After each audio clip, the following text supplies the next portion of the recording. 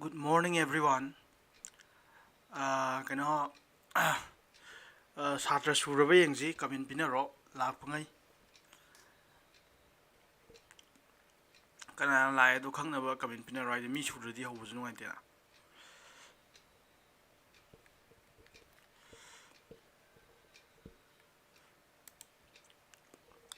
hongnab tawrji loi surabran te yenge kamena mamta pinaro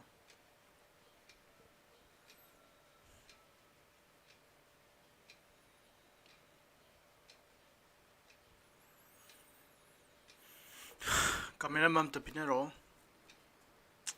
aidi noi khara gatang takpane sira suradi nungaiteba aidi noi chap manana takpudu nei pami jedda amana thawai yaura amana thawai yaudabju yaroi adudi thawai yaudaba satra dudi aiga wari ji khara sanagadub lei nunti yaudabni pung tarukta thabak kanam lainadabni ado chilladi chillena ai ngarang sairengni da kakari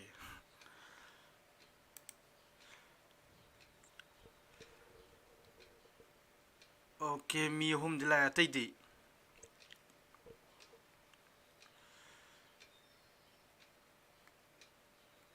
ni mari sure Sushma la Neeraj la Stevenia la kano la Premchandra Mong jingai je kano ngani Lemrem bi la kano la Deven Soyam Highland la atai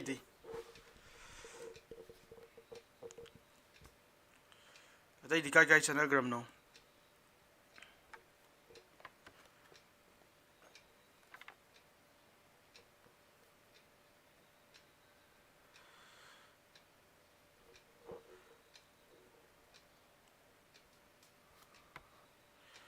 tem de omdre kano ne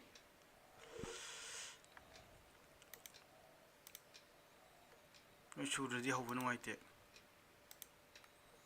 Sabrila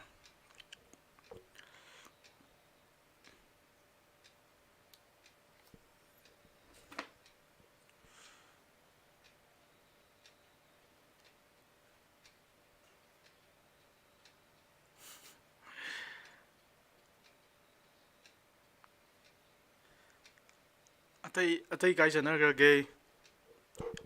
lagnaro ai hau tak pa horaduni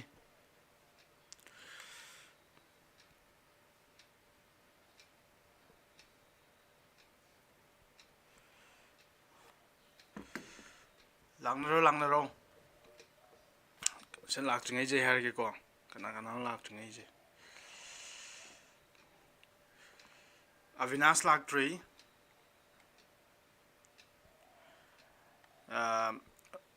ante anuwa mi ni arfani ko Rosni ga kano ga Rosni ga Sasin ga Rosni ga Sasin ga lak tree anuba ngaside anuba yawaduba Sangita lak tree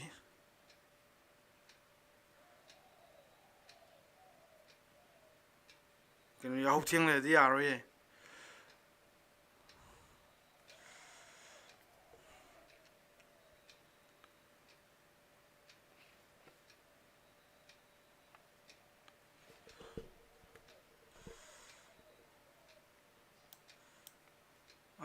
Tom Sen Thau Dam Jai je kano ngani Sasin la the Rosni York tree tawri je musingang je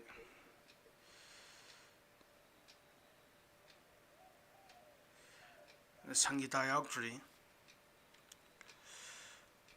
mo yaw da jo hongna ba tawr jira de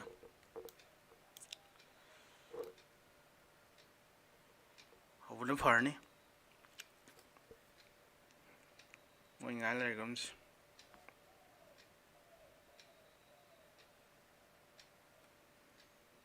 hongna ba tawr jira de okay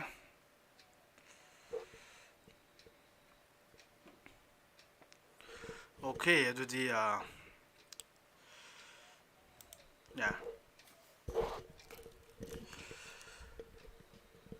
ꯑꯩꯈꯣꯏꯅ ꯇꯧꯗꯣꯏꯁꯦ ꯀꯔꯤꯅꯣ ꯍꯥꯏꯀꯥꯟꯗ ꯑꯩꯈꯣꯏ ꯀꯣꯏꯁꯟ ꯐꯅꯌꯥꯝ ꯅꯩꯅꯈ꯭ꯔꯦ ꯀꯩꯀꯩ ꯀꯣꯏꯁꯟ ꯅꯩꯅꯈ꯭ꯔꯦ ꯍꯥꯏ ꯀꯥꯟꯗ N D ꯑꯦꯒꯤ ꯃꯔꯨꯑꯣꯏꯅ ꯑꯩꯈꯣꯏꯅ ꯇꯧꯔꯛꯏꯁꯦ ꯀꯩꯅꯣꯅꯤ ꯑꯦꯟ ꯗꯤ ꯑꯦꯒꯤꯅꯤ ꯌꯥꯔꯦꯀꯣ ꯍꯥꯏꯗꯤ ꯑꯩꯈꯣꯏꯒꯤ ꯄꯥꯟꯗꯝꯁꯦ ꯀꯣꯏꯁꯟ ꯍꯣꯜꯂꯛꯄ ꯆꯦꯞꯇꯔ ꯈꯨꯗꯤꯡꯒꯤ ꯀꯣꯏꯁꯟ ꯍꯣꯜꯂꯛꯄ ꯂꯣꯏꯔꯛꯄ ꯈꯨꯗꯤꯡꯒꯤ ꯑꯦꯟ ꯗꯤ ꯑꯦꯒꯤ ꯀꯣꯏꯁꯟ ꯃꯌꯥꯝꯁꯦ ꯁꯣꯜꯕ ꯇꯧꯕ ꯍꯥꯏꯕꯅꯤ ꯑꯗꯣ ꯖꯦ ꯏ ꯏꯒꯤꯁꯨ ꯁꯣꯜꯕ ꯇꯧꯒꯅꯤ ꯑꯗꯣ ꯂꯨꯕꯁꯦ N D ꯑꯦꯒ J E ꯏꯒꯁꯦ J ꯏꯅ ꯌꯥꯝ ꯊꯤꯅ ꯂꯨꯈꯔꯦꯕ ꯌꯥꯔꯦꯀꯣ ꯑꯦꯟ ꯗꯤ ꯑꯦ ꯀꯣꯏꯁꯟꯉꯩꯁꯤ ꯂꯥꯏꯕ ꯖꯤ ꯏꯒ ꯌꯥꯝꯅ ꯌꯦꯡꯅꯔꯨ ꯀꯥꯟꯗ ꯑꯦꯟ ꯗꯤ ꯑꯦꯗ ꯍꯪꯉꯤ ꯀꯣꯏꯁꯟꯉꯩꯁꯤꯗꯤ ꯑꯌꯥꯝꯕꯅ ꯀꯩꯅꯣ ꯉꯥꯛꯇꯅꯤꯀꯣ ꯏꯔꯥꯏ ꯂꯥꯏꯕ ꯀꯣꯏꯁꯟ ꯉꯥꯛꯇꯅꯤ ꯑꯗꯣ ꯃꯦꯠꯁꯅꯁꯨ ꯅꯝꯅ ꯍꯪꯉꯦꯗꯅ ꯑꯗꯣ ꯃꯦꯠꯁꯇꯣ ꯄꯨꯔꯥ ꯃꯥꯏꯗꯤ ꯑꯦꯟ ꯗꯤ ꯑꯦꯗ ꯍꯪꯉꯤ ꯈꯨꯍꯪꯁꯤꯗꯤ ꯀ꯭ꯂꯥꯁ 11 ꯑꯃꯁꯨꯡ 12 ꯃꯦꯠꯁ ꯑꯅꯤꯁꯤꯗꯒꯤ ꯍꯪꯉꯛꯇꯣꯏꯅꯤ ꯑꯌꯥꯝꯕꯅ ꯑꯗꯨꯗ ꯀ꯭ꯂꯥꯁ 11ꯒꯤ ꯆꯦꯞꯇꯔ ꯃꯦꯠꯁꯀꯤ ꯆꯦꯞꯇꯔ 1ꯗꯩꯅ ꯂꯣꯏꯕ ꯆꯦꯞꯇꯔ ꯈꯨꯗꯤꯡꯒꯤ ꯀꯣꯏꯁꯟꯁꯦ ꯑꯃ ꯅꯠꯇ꯭ꯔ ꯑꯅꯤ ꯑꯗꯨꯝ ꯍꯪꯒꯅꯦꯕ ꯆꯍꯤ ꯈꯨꯗꯤꯡꯒꯤ ꯆꯦꯞꯇꯔ ꯑꯝꯇ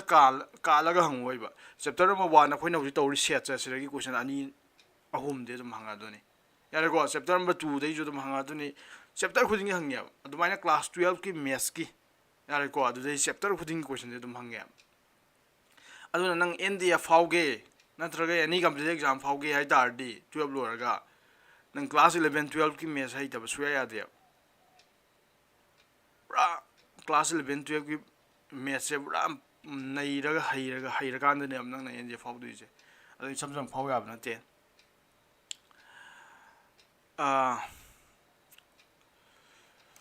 ꯂꯥꯛꯑꯗꯤ ꯀꯃꯦꯟ ꯑꯃꯃꯝꯇ ꯄꯤꯅꯔꯛꯑꯣ ꯀꯅꯥ ꯀꯅꯥ ꯂꯥꯛꯑꯒꯦ ꯑꯩꯈꯣꯏ ꯔꯣꯁꯅꯤꯁꯨ ꯂꯥꯛꯇ꯭ꯔꯤ ꯃꯥꯜꯂꯦ ꯁꯪꯒꯤꯇꯥꯁꯨ ꯂꯥꯛꯇ꯭ꯔꯤ ꯃꯥꯜꯂꯦ ꯅꯣꯏꯅ ꯊꯦꯡꯉꯗꯤ ꯀꯃꯥꯏꯅ ꯇꯧꯅꯤ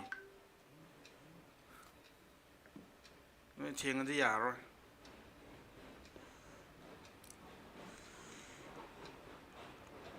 ꯑꯌꯨꯛꯇ ꯇꯨꯝꯕꯕꯨꯛꯇ ꯇꯨꯝꯁꯤꯠ ꯐꯥꯗ꯭ꯔꯁꯨ ꯍꯧꯒꯠꯂꯛꯏꯅꯤ ꯑꯩꯅ ꯊꯦꯡꯉꯗꯤ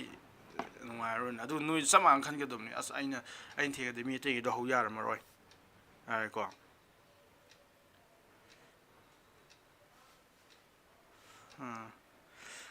ꯑꯣꯀꯦ ꯑꯗꯨꯗꯤ ꯍꯧꯔꯁꯤ ꯑꯩꯈꯣꯏ ꯍꯧꯖꯤꯛꯐꯥꯎꯗ ꯀꯔꯤ ꯅꯩꯅꯈ꯭ꯔꯒꯦ ꯍꯥꯏ ꯀꯥꯟꯗ ꯀꯩꯅꯣ ꯑꯩꯈꯣꯏ ꯅꯩꯅꯈ꯭ꯔꯤꯁꯦ ꯉꯔꯥꯡ ꯅꯩꯅꯈ꯭ꯔꯤꯁꯦ ꯀꯩ ꯅꯩꯅꯈ꯭ꯔꯒꯦ ꯍꯥꯏ ꯀꯥꯟꯗ ꯁꯕꯁꯦꯠꯀꯤ ꯑꯥꯏꯗꯤꯌꯥ ꯌꯥꯔꯦꯀꯣ ꯁꯨꯄꯔ ꯁꯦꯠꯀꯤ ꯑꯥꯏꯗꯤꯌꯥ ꯅꯩꯅꯈ꯭ꯔꯦ ꯑꯗꯨ ꯃꯌꯥꯝꯗꯣ ꯈꯪꯈ꯭ꯔꯦ ꯍꯥꯏꯅ ꯑꯩ ꯂꯧꯔꯕꯅꯤꯀꯣ ꯍꯣꯝꯋꯥꯔꯛꯁꯨ ꯇꯧꯈ꯭ꯔꯦ ꯑꯗꯨꯅ ꯑꯩꯈꯣꯏ ꯍꯧꯖꯤꯛ ꯑꯃꯨꯛ ꯇꯧꯔꯛꯇꯣꯏꯁꯦ ꯑꯩꯈꯣꯏ ꯍꯧꯖꯤꯛ ꯑꯃꯨꯛ ꯇꯧꯔꯤꯁꯦ ꯑꯅꯧꯕ ꯑꯥꯏꯗꯤꯌꯥꯅꯤ ꯌꯥꯔꯦꯀꯣ ꯀꯔꯤ ꯑꯅꯧꯕ ꯑꯥꯏꯗꯤꯌꯥꯅꯣ ꯍꯥꯏꯀꯥꯟꯗ ꯕꯦꯟ ꯗꯥꯏꯒ꯭ꯔꯥꯝ ꯁꯦꯠꯁꯦ ꯗꯥꯏꯒ꯭ꯔꯥꯃꯦꯇꯤꯀꯦꯜꯂꯤ ꯀꯃꯥꯏꯅ ꯇꯧꯔꯒ ꯑꯩꯈꯣꯏ ꯔꯤꯄ꯭ꯔꯖꯦꯟ ꯇꯧꯕ ꯌꯥꯔꯛꯀꯅꯤ ꯁꯤꯅꯦ ꯌꯥꯝ ꯏꯝꯄꯣꯔꯇꯦꯟ ꯑꯣꯏꯕ ꯀꯟꯁꯦꯞ ꯉꯥꯛꯇꯅꯤꯀꯣ ꯕꯦꯟ ꯗꯥꯏꯒ꯭ꯔꯥꯝ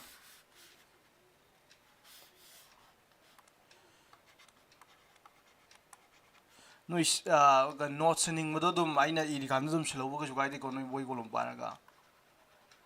ꯕꯦꯟ ꯗꯥꯏꯒ꯭ꯔꯥꯝ ꯑꯩꯈꯣꯏ ꯍꯧꯖꯤꯛ ꯇꯧꯗꯣꯏꯁꯦ ꯕꯦꯟ ꯗꯥꯏꯒ꯭ꯔꯥꯝ ꯑꯗꯣ ꯕꯦꯟ ꯗꯥꯏꯒ꯭ꯔꯥꯝꯁꯦ ꯕꯦꯟ ꯗꯥꯏꯒ꯭ꯔꯥꯝ ꯍꯥꯏꯕ ꯅꯠꯇ꯭ꯔꯗꯤ ꯕꯦꯟ ꯗꯥꯏꯒ꯭ꯔꯥꯝ ꯍꯥꯏꯔꯦꯅ ꯅꯪ ꯂꯨꯅ ꯈꯜꯂꯝꯒꯅꯤꯀꯣ ꯂꯨꯗꯦ ꯏꯔꯥꯏ ꯂꯥꯏꯕ ꯄꯣꯠꯅꯤ ꯅꯪꯒꯤ ꯁꯦꯠꯇꯣ ꯁꯕꯁꯦꯠꯀ ꯍꯥꯏꯕꯗꯣ ꯗꯥꯏꯒ꯭ꯔꯥꯃꯦꯇꯤꯀꯦꯜꯂꯤ ꯀꯩꯅꯣ ꯇꯧꯔꯣ ꯍꯥꯏꯕꯅꯦꯕ ꯔꯤꯄ꯭ꯔꯖꯦꯟ ꯇꯧꯔꯣ ꯍꯥꯏꯕꯅꯦ ꯗꯥꯏꯒ꯭ꯔꯥꯝ ꯁꯤꯖꯤꯟꯅꯔꯒ ꯔꯤꯄ꯭ꯔꯖꯦꯟ ꯇꯧꯔꯣ ꯍꯥꯏꯕꯅꯦꯕ ꯌꯥꯔꯦꯀꯣ ꯗꯥꯏꯒ꯭ꯔꯥꯝ ꯁꯤꯖꯤꯟꯅ ꯔꯤꯄ꯭ꯔꯖꯦꯟ ꯇꯧꯔꯣ ꯍꯥꯏꯕꯅꯤꯅ ꯑꯩꯈꯣꯏ ꯀꯃꯥꯏꯅ ꯇꯧꯒꯅꯤ ꯂꯥꯛꯑꯗꯤ ꯀꯃꯦꯟ ꯑꯃꯃꯝꯇ ꯄꯤꯔꯛꯎꯀꯣ ꯑꯩꯈꯣꯏ ꯉꯁꯥꯏꯗꯒꯤ ꯍꯧꯗ꯭ꯔꯤꯁꯦ ꯌꯦꯡꯉꯣ ꯄꯨꯡ 6ꯇꯩ ꯍꯧꯒꯗꯕꯅꯦ ꯍꯧꯖꯤꯛ ꯃꯤꯅꯤꯠ 9 ꯍꯧꯖꯤꯜꯂꯕꯅꯤ ꯑꯗꯨ ꯀꯩꯒꯤꯅꯣ ꯍꯥꯏꯀꯥꯟꯗ ꯅꯣꯏ ꯉꯥꯏꯔꯤꯅꯤ ꯅꯣꯏ ꯂꯥꯛꯑꯗꯤ ꯀꯃꯦꯟ ꯑꯃꯃꯝ ꯄꯤꯔꯛꯎ ꯁꯪꯒꯤꯇꯥ ꯂꯥꯛꯇ꯭ꯔꯤꯕꯅꯤ ꯑꯗꯒꯤ ꯔꯣꯁꯅꯤ ꯂꯥꯛꯇ꯭ꯔꯤꯕꯅꯤ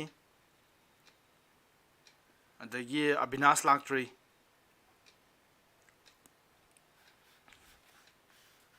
ꯌꯥꯔꯦꯀꯣ ꯕꯦꯟ ꯗꯥꯏꯒ꯭ꯔꯥꯝ ꯑꯗꯨ ꯑꯣꯏꯇꯥꯔꯗꯤ ꯌꯦꯡꯁꯦ ꯅꯉꯣꯟꯗ ꯁꯦꯠ ꯑꯃ ꯁꯪꯒꯤꯇꯥ ꯂꯥꯛꯑꯦ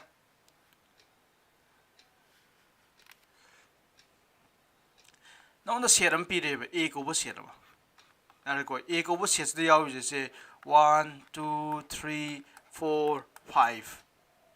6 ꯌꯥꯎꯔꯦꯕ ꯌꯥꯔꯦꯀꯣ ꯅꯪ ꯕꯤ ꯀꯧꯕ ꯁꯦꯠ ꯑꯃꯒ ꯂꯧꯖꯦꯕ ꯕꯤ ꯀꯧꯕ ꯁꯦꯠꯁꯤꯅ ꯀꯅꯥꯅꯣ ꯍꯥꯏꯀꯥꯟꯗ ꯁꯦ 1 2 3 ꯈꯛꯇꯪ ꯌꯥꯎꯔꯦ ꯈꯜꯂꯁꯦ ꯌꯥꯔꯦꯀꯣ ꯁꯨꯃꯥꯏꯅ ꯁꯦꯠ ꯑꯅꯤ ꯂꯩꯔꯦ ꯁꯦꯠ ꯑꯅꯤ ꯂꯩꯔꯦꯀꯣ ꯑꯗꯨ ꯑꯣꯏꯇꯥꯔꯗꯤ ꯅꯪ ꯀꯔꯤ ꯎ ꯐꯪꯉꯤ ꯑꯦꯒ ꯕꯤꯒ ꯃꯔꯛꯇ ꯀꯔꯤ ꯎ ꯐꯪꯉꯤ B ze A gi subset ne nang yaning bra yaning B kai no ka na B di yaw element khuji mak sa A di yaw ba aduna B is the subset of A nang na seri phangi je kai no ka anda B is the subset of A phangya symbol chuma ina gi dana si phangya ko sim ju khangya ado khoi diagrammatically kamai tor show tor ko ni sine nang A hai ba set se circle oina represent tor khal je A hai ba set je smaina se circle oina represent tor re yare ko adu is the yaw du kana kana no 1 ne 2 ne 3 ne 4 ne 5 ne si pura mapum jima E ni ko 6 ne 7 ne oh 6 7 yaw de 4 3 le ko 4 ne 5 ne 6 ne si le re si E ni ko E ha ba ses de yaw element nga ta ne ado B hai je subset hai gim ne B de yaw du is the element ahung ga tang ne ado I tar nang B represent or kya dash mai represent or ne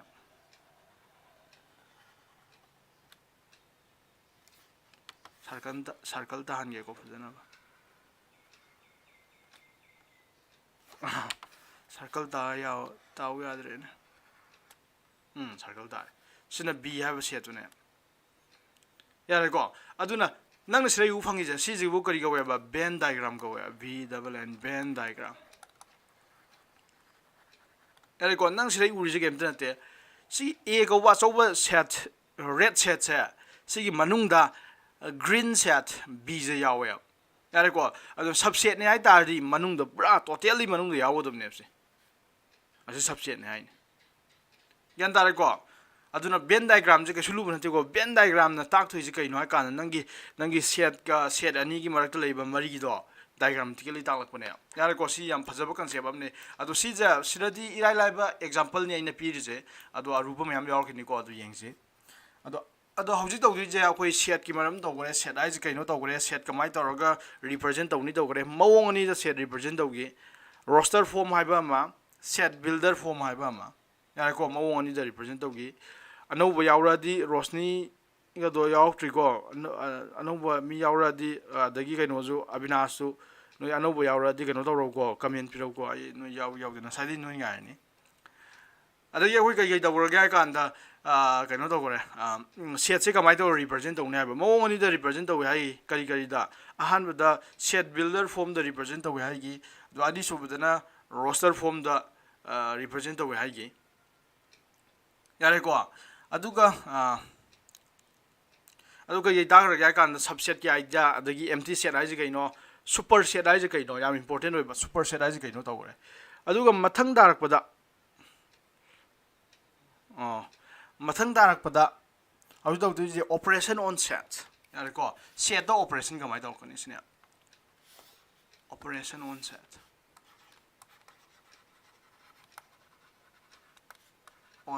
set the operation kai to kani sine yare ko operation on set ai be to de nang da masing ani leitar di masing ani leitar nang tinjana ba yai yare ko plus to ba yai yare ko nang puri na ba yai yare ko masing ani leitar di tinjana ba yai skya tare 3 tare puri na ba yai 2 tare adu masing ani do ga dor ba ge do ba yai khaidong na ba yai yare ko mayam lai gare sorry -1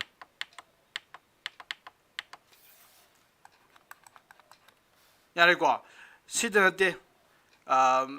divide tong na ba yai yare ko maruina si lai re khala je ba adu maina set da ju operation ahung ga tang lai gane ba kari operation wa kan aham da union na ba unionize kari ga samana ga kan tinjana ba ga mane ko set union di apun bai bane aduna set da apun bai be thadi set ani tinjana re ha bane yare ko set tinjana bane laite set se sam do ba plus to bai ba laite ko set di ga ka ne ba union tinjana ba ha ka ne apun punjalak bai ga ne ani subada intersection yare ko loi ying ji ko se intersection ahum subada ka dor ba difference ai ba ma yare ko si amam ti yang si unionize ga no han yang ach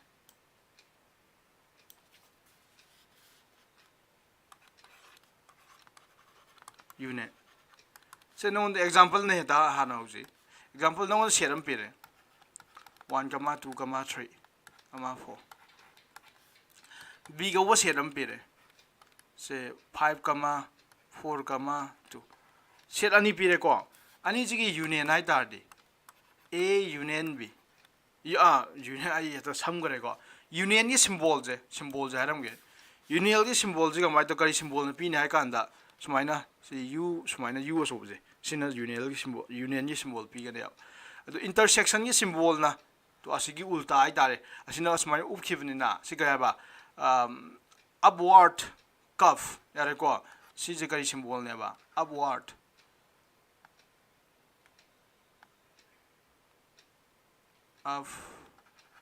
upward way ba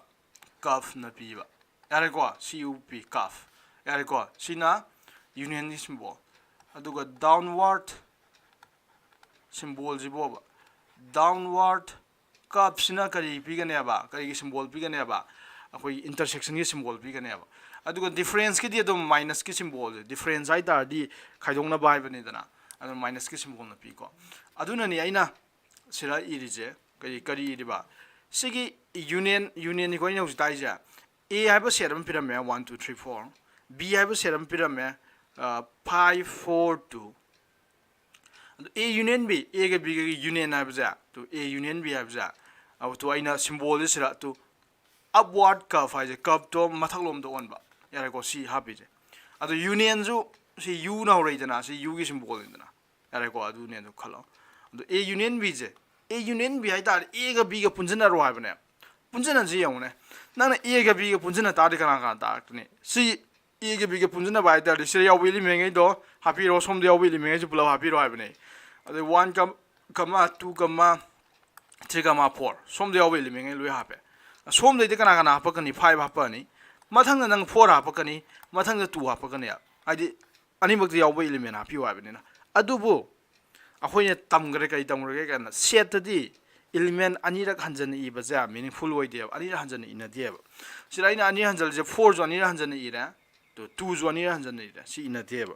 yare ko aduna si lauthoni aduga sumai khadang ina aduna a union b hai tar di a hai ba set sida yawba element b hai ba set sida yawba element ani dugi punjala I bane yare ko adu itari nang definition kamai pi gani definition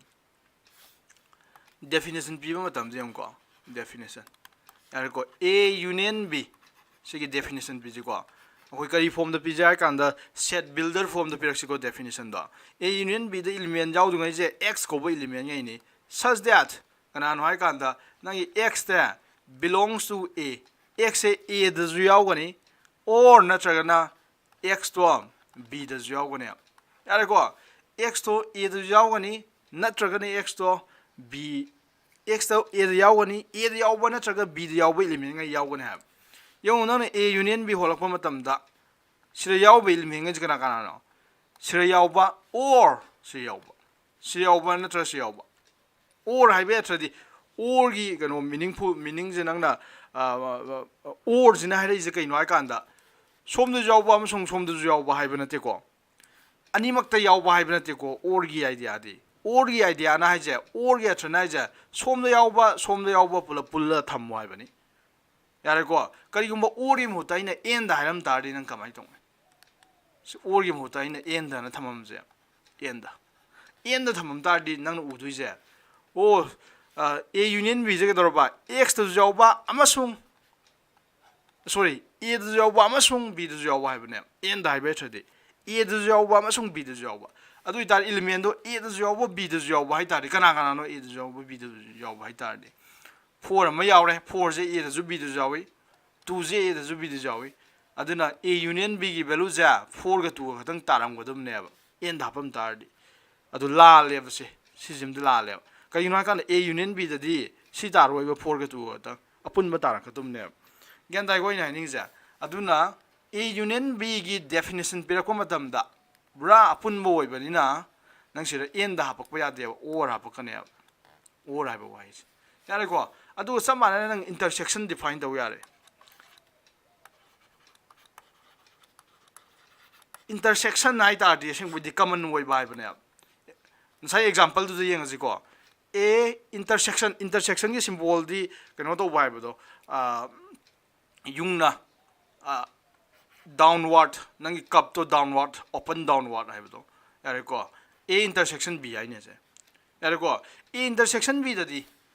na sai du ne sigi set na a hai re sigi set na b hai re a intersection b hai ta di ke dor ba a amasung b ani mak ta yaw ba element we ga du ba common way bai ta re a intersection b da di adu 2 common way re to sira som da ju 2 yawi som da ju 2 yawi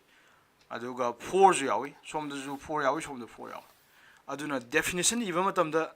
yare ko definition iba matam da a intersection b ya ba karam ta na te ba adugumba x to ni such that x to kai da yaw ba a da ju yaw ga ni and x to kai da ju yaw ba b da ju yaw ga ne a masung b ani mak ta yaw ba element ngai do intersection da yaw ga ne khena ba intersection ngai union khena ba mun khong ko intersection da di a amasung b ani mak ta yaw ba element khan ga dum ne adu ne wahai kari wai sin na ba and da ba wai sin na ji yare ko and da ba wai sin na ji yan da ko adu ga union da di a amasung b a da yaw ba b da yaw ba ba na te ba union da di a da na tra ga b da adu da pull up yaw ba ba ne ba union da di adu ne ba or ha ba wai sin na ji wai khujina je and da or ga yam chong khenari ko and da hai ta di ani mak to wai ga dum ne em sung b da yaw ba or ai jina aduna ani mak ta end da di ani mak ta yaw ba hai ta di common way do wer tu ne ba yare ko aduga or ai jina sira natraga sira yaw ba hai ba ne a natraga b da yaw ba hai ba ne adu ita di sira a union b da work tu je kana work tu nai kan da pull up element khudimak lu yaw tu ne em sung b ani mak ta yaw ba element yaw tu ne ba union da na adu nga ste khang lo ra union hai ta di em sung b ani mak ki element ngai pull up hapsalak pani apun bai bani union hai ta di intersection hai ta di em sung b da common way bai bane yare ko si idea ji khange ado hauji rule khara yi rule khara union ya na easy properties hai ta properties of irai lai ba rules ngatani properties of kedor ba union ni property khara yeng ji ko union ni property khara yeng ji han bata a union b ja ka ya mana ne ha kanda b union a ga mana ne si ya ning bra a union b je b union a ga mana ne si gari si property ba ming kari ga wi kana ha ngame a union b je b union a ga mana ne si property ba ming kari ga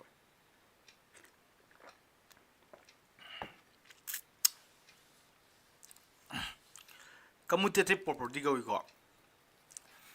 haidi a na halak pai tare a ga b ga union loba yare ko sum nai na re a ga b ga union loba haidi set ani je pun nei rakpa ado a na di hana e bai bane som dai jina som dai jin kari right dai jina b ga a ga union lok pai bane yare ko ado b na halak pai bane ado ka sukai di sumai set si ani le ra song union loba ga sumai on thong na loba ga sama na ya bane commutative law sung bane yare ko commutative law sung ani ani so da associative law sung ne ba associative law na je a union b han law ro adu ko no atopa set c go ba ma union law ro adu si kai ga mana na kan da a union law ro adu ga b union c yare ko a ga b ga han union law ga holak ba ga b ga c ga akon ba ni do kon han union law holak ba ga mana ni sine yare ko associativity na ma set ahum do rek to ni aduga union na ga dor baset ani do rectuni yare ko ado ahum subajina sina associative law ko gare ado ahum subajina sigana haingami a union phi hai jigana ne ba empty set ne hai gram ne na phi je empty set ado phi jiga a ga union law ko sigana ta ne phi ga a ga e dum dar ni e kari gi no e hai ba set sa sidadi element khara dum yaw do ni ado phi ji di element am tiaw de ado mobile ni punjalo hai bani phi ji kanam tiaw do mina e ma sama dum tar roi tro punjalak pa mina di phi ji lo ngai element an kanam to laite ma di kano dum ta bani na ado sijna kari kaugi hai kanda identity yare ko prop identity element ga we phi identity element identity element hai identity hai ta ri do ba masa mak phang identity hai ta ri masa gi identity ga na do identity hai ta ri masa mak phang ba ne nang e hai ba ngang jina uni lo ji atopa phai ji ga lo bane e hai ba ngang ni lo ga adu e masa mak ta sale ba do aduna ne ba identity element na ko re ji si phai ji ko identity element ai ja phai ji maming ja identity element ga we kai gi noi kan da ma ji karam khang gi phai ji karam khang gi angang noi kan da mana kanano any kanano mga e ko ba any kanano mga mana unit lo ba matam da ji e ko wangang do dum pi ga ne phai ji ge any element ga kano do ba adum atopa ga no set to dum tar ka ne ba yare ko ada yi for da a union e ga union lo ba set masa ga union lo sin ba adu di set masa do dum tar ka ni se jo yare ko e ga union lo sin ba kana ta ni set masa do ta ga ni kari gi no set masa ta du je mabai ni je punjal hai ni sak mana ba set ani punjal tar di akoi element ngai do sak mana na hanjan tar ne ba adu ma yam do ga do ba akoi hanjan ina di ha ba do adu na dum e masa ma dum ta ne gyan ta bra gyan ta do di ha ro go explain dum do ni de manga su na universal set ai ni ko se u universal set ne na chaw ni ko u union a have yare ko e have set ga universal set ga union lo ro ba adu di u dum da ni ai na universal set se kari ha gi ba universal set ni kari ne ba e da gi chaw ba e je pull up yauksan ba yare ko universal set ai di so bo set ni ko e ji bu yaw bo set ni universal set aso bo set se ga e have set universal set ki manung di yaw ni symbol ni kan da sijina universal set u ni yare ko aduga sijina e have set na sijine yare ko adu itar di e ga u ga nang na union lo wai je universal set manung da di e lai du ni adum u pull up dar we draw adu ne u dar ai di e je manung da lai gra mi union lo kan da du ma sa union lo bu da je khoi pull up bun jale ab do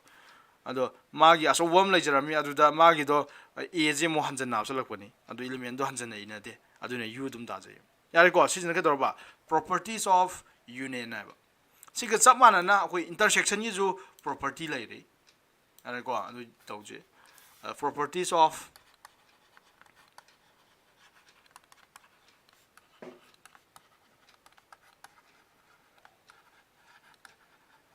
properties of intersection yare ko intersection ni property ing je ahan property da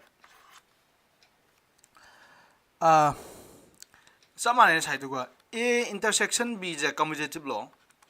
intersection ki symbol de ina habdo nangi cup to downward ta ira kadum ne habdo open downward yare ko aduga b intersection a set ani ja a ga b ga intersection lo baga ado b na mu halak ba b ga a ga intersection lo pa mara ne commutative law sunga ne ba si commutative law ko wi ko ado ani su bda ne associative law ju sunga ne ba a ga b ga hana intersection lo ga mathang da c intersection lo pa si ga ga mana ne ba a intersection b intersection c ga mana ne yare ko ade ahum su bda na empty set ka a ga intersection lo pa yare ko empty set ka a ga intersection lo pa ja kana ta ni kana hingam sa empty set ka a ga intersection lo pa kana hingam ne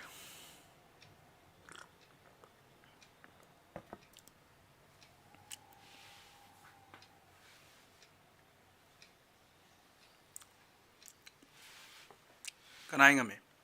intersection ya trado Sebinia e tai hare lale nang kanogi definition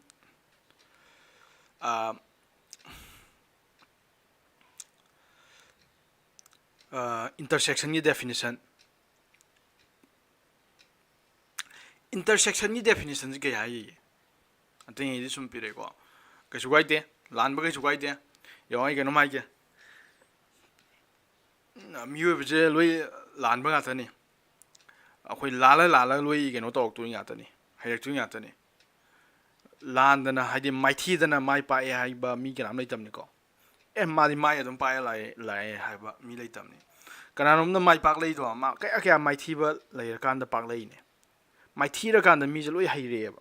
ꯌꯥꯔꯦꯀꯣ ꯍꯩꯔꯝꯗꯕ ꯃꯌꯥꯝꯁꯦ ꯀꯥꯏꯗ ꯍꯩꯔꯛꯀꯦ ꯍꯥꯏ ꯀꯥꯟꯗ ꯃꯥꯏꯊꯤꯔꯀꯥꯟꯗ ꯍꯩꯔꯦꯕ ꯑꯗꯣ ꯃꯥ ꯑꯗꯨꯝ ꯃꯥꯏ ꯄꯥꯛꯅꯤ ꯍꯥꯏꯕꯁꯦ ꯁꯨꯛꯂꯩ ꯂꯩꯇꯦꯕ ꯑꯗꯨ ꯂꯥꯟꯕ ꯀꯩꯁꯨ ꯀꯥꯏꯗꯦ ꯂꯥꯜꯂꯒ ꯏꯀꯥꯏꯕ ꯀꯩꯁꯨ ꯀꯥꯏꯗꯦ ꯏꯀꯥꯏꯔꯣꯏꯗꯕꯅꯤ ꯑꯗꯣ ꯑꯩꯅ ꯀꯩꯅꯣ ꯈꯔ ꯑꯩꯒꯤ ꯑꯍꯥꯟꯕ ꯚꯤꯗꯤꯑꯣꯗꯁꯨ ꯑꯩꯅ ꯍꯥꯏꯈ꯭ꯔꯤꯗꯣ ꯅꯪ ꯋꯥꯟꯁ ꯃꯦꯠꯁꯀꯤ ꯀ꯭ꯂꯥꯁ ꯑꯃꯗ ꯂꯩꯇꯥꯔꯗꯤ ꯅꯪꯒꯤ ꯀꯟꯐ꯭ꯌꯨꯁ ꯆꯠꯄꯒꯤ ꯔꯥꯏꯠ ꯂꯩ ꯅꯪꯉꯣꯟꯗ ꯀꯟꯐ꯭ꯌꯨꯖꯟ ꯆꯠꯄꯗꯣ ꯑꯣꯖꯥꯗ ꯍꯪꯕꯒꯤ ꯔꯥꯏꯠ ꯂꯩ ꯅꯪꯉꯣꯟꯗ ꯈꯪꯗꯕ ꯃꯌꯥꯝꯗꯣ ꯑꯗꯨꯅ ꯇꯨꯃꯤꯟꯅ ꯐꯝ ꯂꯩꯒꯅꯨ ꯈꯪꯗ꯭ꯔꯗꯤ ꯈꯪꯗꯦꯅ ꯍꯥꯏꯒꯗꯕꯅꯤ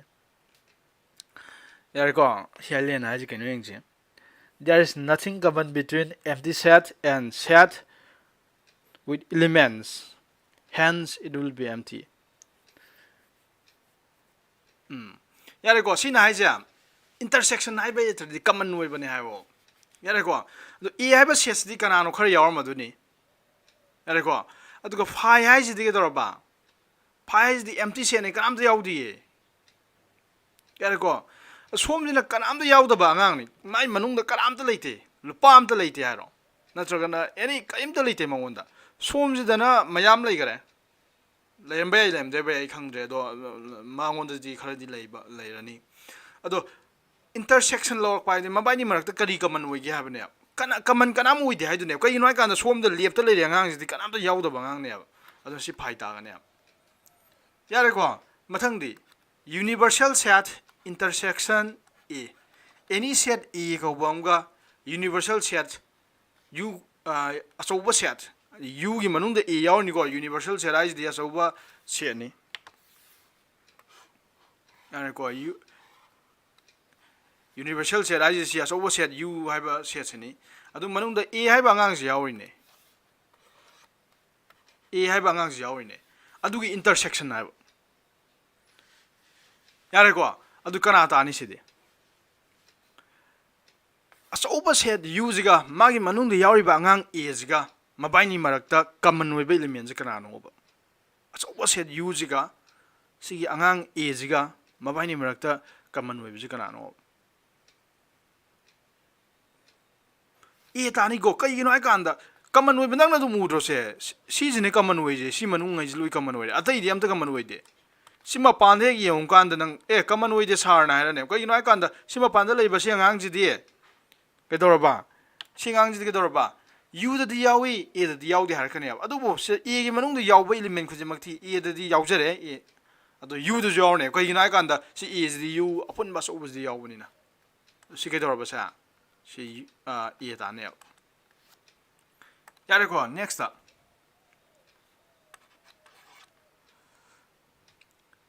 A intersection A ꯗꯤ ꯀꯌꯥ ꯇꯥꯅꯤ ꯑꯦꯒꯒꯤ ꯃꯔꯛꯇ ꯀꯔꯤ ꯀꯃꯟ ꯑꯣꯏꯒꯦ ꯍꯥꯏꯕꯅꯦꯕ ꯑꯗꯨꯗꯤ ꯑꯦ ꯑꯗꯨꯝ ꯇꯥꯔꯅꯤꯌꯦ ꯍꯥꯏꯗꯤ ꯆꯞ ꯃꯥꯟꯅꯕ ꯄꯣꯠꯅꯤ ꯆꯞ ꯃꯥꯟꯅꯕ ꯑꯅꯤꯒꯤ ꯃꯔꯛꯇ ꯀꯔꯤ ꯀꯃꯟ ꯑꯣꯏꯒꯦꯗ ꯑꯗꯨꯝ ꯃꯁꯥꯃꯛ ꯇꯥꯔꯣꯏꯗ꯭ꯔꯣ ꯑꯗꯨ 5ꯇ A intersection B union ꯁꯤ ꯍꯥꯏꯕ ꯁꯤ ꯌꯥꯝ ꯏꯝꯄꯣꯔꯇꯦꯟ ꯑꯣꯏꯀꯣ ꯁꯤꯒꯤ ꯀꯩꯅꯣꯁꯦ ꯃꯉꯥ ꯁꯨꯕꯁꯤ ꯌꯥꯝ ꯏꯝꯄꯣꯔꯇꯦꯟ ꯑꯣꯏ ꯃꯃꯥꯡꯉꯩꯁꯤꯗ ꯀꯩꯁꯨ ꯏꯝꯄꯣꯔꯇꯦꯟ ꯑꯣꯏꯗꯦ ꯌꯦꯡꯉꯣ ꯑꯩ ꯀꯩꯅꯣꯝ ꯍꯥꯏꯒꯦ ꯅꯉꯣꯟꯗ ꯁꯨꯃꯥꯏꯅ ꯂꯩꯔꯝꯃꯦꯕꯁꯦ A plus B ꯂꯩꯔꯝꯃꯦ ꯅꯠꯇ꯭ꯔꯒꯅ A minus B ꯍꯥꯏꯁꯤꯀꯣ A minus B ꯂꯩꯔꯝꯃꯦ ꯁꯤꯗ ꯅꯪꯅ ꯁꯦ Pꯅ ꯄꯨꯔꯤꯅꯔꯛꯁꯦ ꯌꯥꯔꯦꯀꯣ ꯅꯪ ꯀꯃꯥꯏꯅ ꯄꯨꯔꯤꯅꯅꯤ Pꯒ Aꯒ ꯑꯍꯥꯟꯕ ꯍꯥꯟꯅ ꯄꯨꯔꯤꯅꯤ P into A ꯌꯥꯔꯦꯀꯣ ꯑꯩꯈꯣꯏ ꯄꯨꯔꯤꯅꯕꯗꯣ ꯕ꯭ꯔꯦꯀꯦꯠ ꯊꯨꯒꯥꯏꯕꯒꯅ ꯍꯥꯏꯅꯕꯗꯣ Pꯒ Aꯒ ꯑꯍꯥꯟꯕ ꯄꯨꯔꯤꯅꯅꯤ P into A ꯑꯗꯨ ꯃꯥꯏꯅꯁꯇꯤ ꯁꯦ ꯃꯥꯏꯅꯁ ꯊꯝꯕꯤꯔꯅꯤ ꯑꯗꯨꯒ Pꯒ Bꯒ ꯑꯃꯨꯛ ꯄꯨꯔꯤꯅꯅꯤ P into B ꯁꯨꯃꯥꯏꯅ ꯊꯝꯃꯦ ꯆꯞ ꯃꯥꯟꯅꯩ ꯁꯤꯗꯁꯨ ꯑꯗꯨ ꯅꯪꯅ ꯁꯤꯗ ꯊꯝꯃꯛꯏ ꯑꯉꯥꯡꯉꯩꯁꯦ ꯀꯩꯅꯣ ꯁꯤꯗ ꯊꯝꯃꯛꯏꯁꯦ ꯏꯟꯇꯨ ꯊꯝꯃꯛꯏꯁꯦ ꯑꯇꯩꯝꯇ ꯅꯠꯇꯦꯕ ꯁꯤꯗ ꯏꯟꯇꯨ ꯂꯩꯕꯗꯣ ꯁꯤꯗ ꯏꯟꯇꯨ ꯂꯩꯌꯦꯕ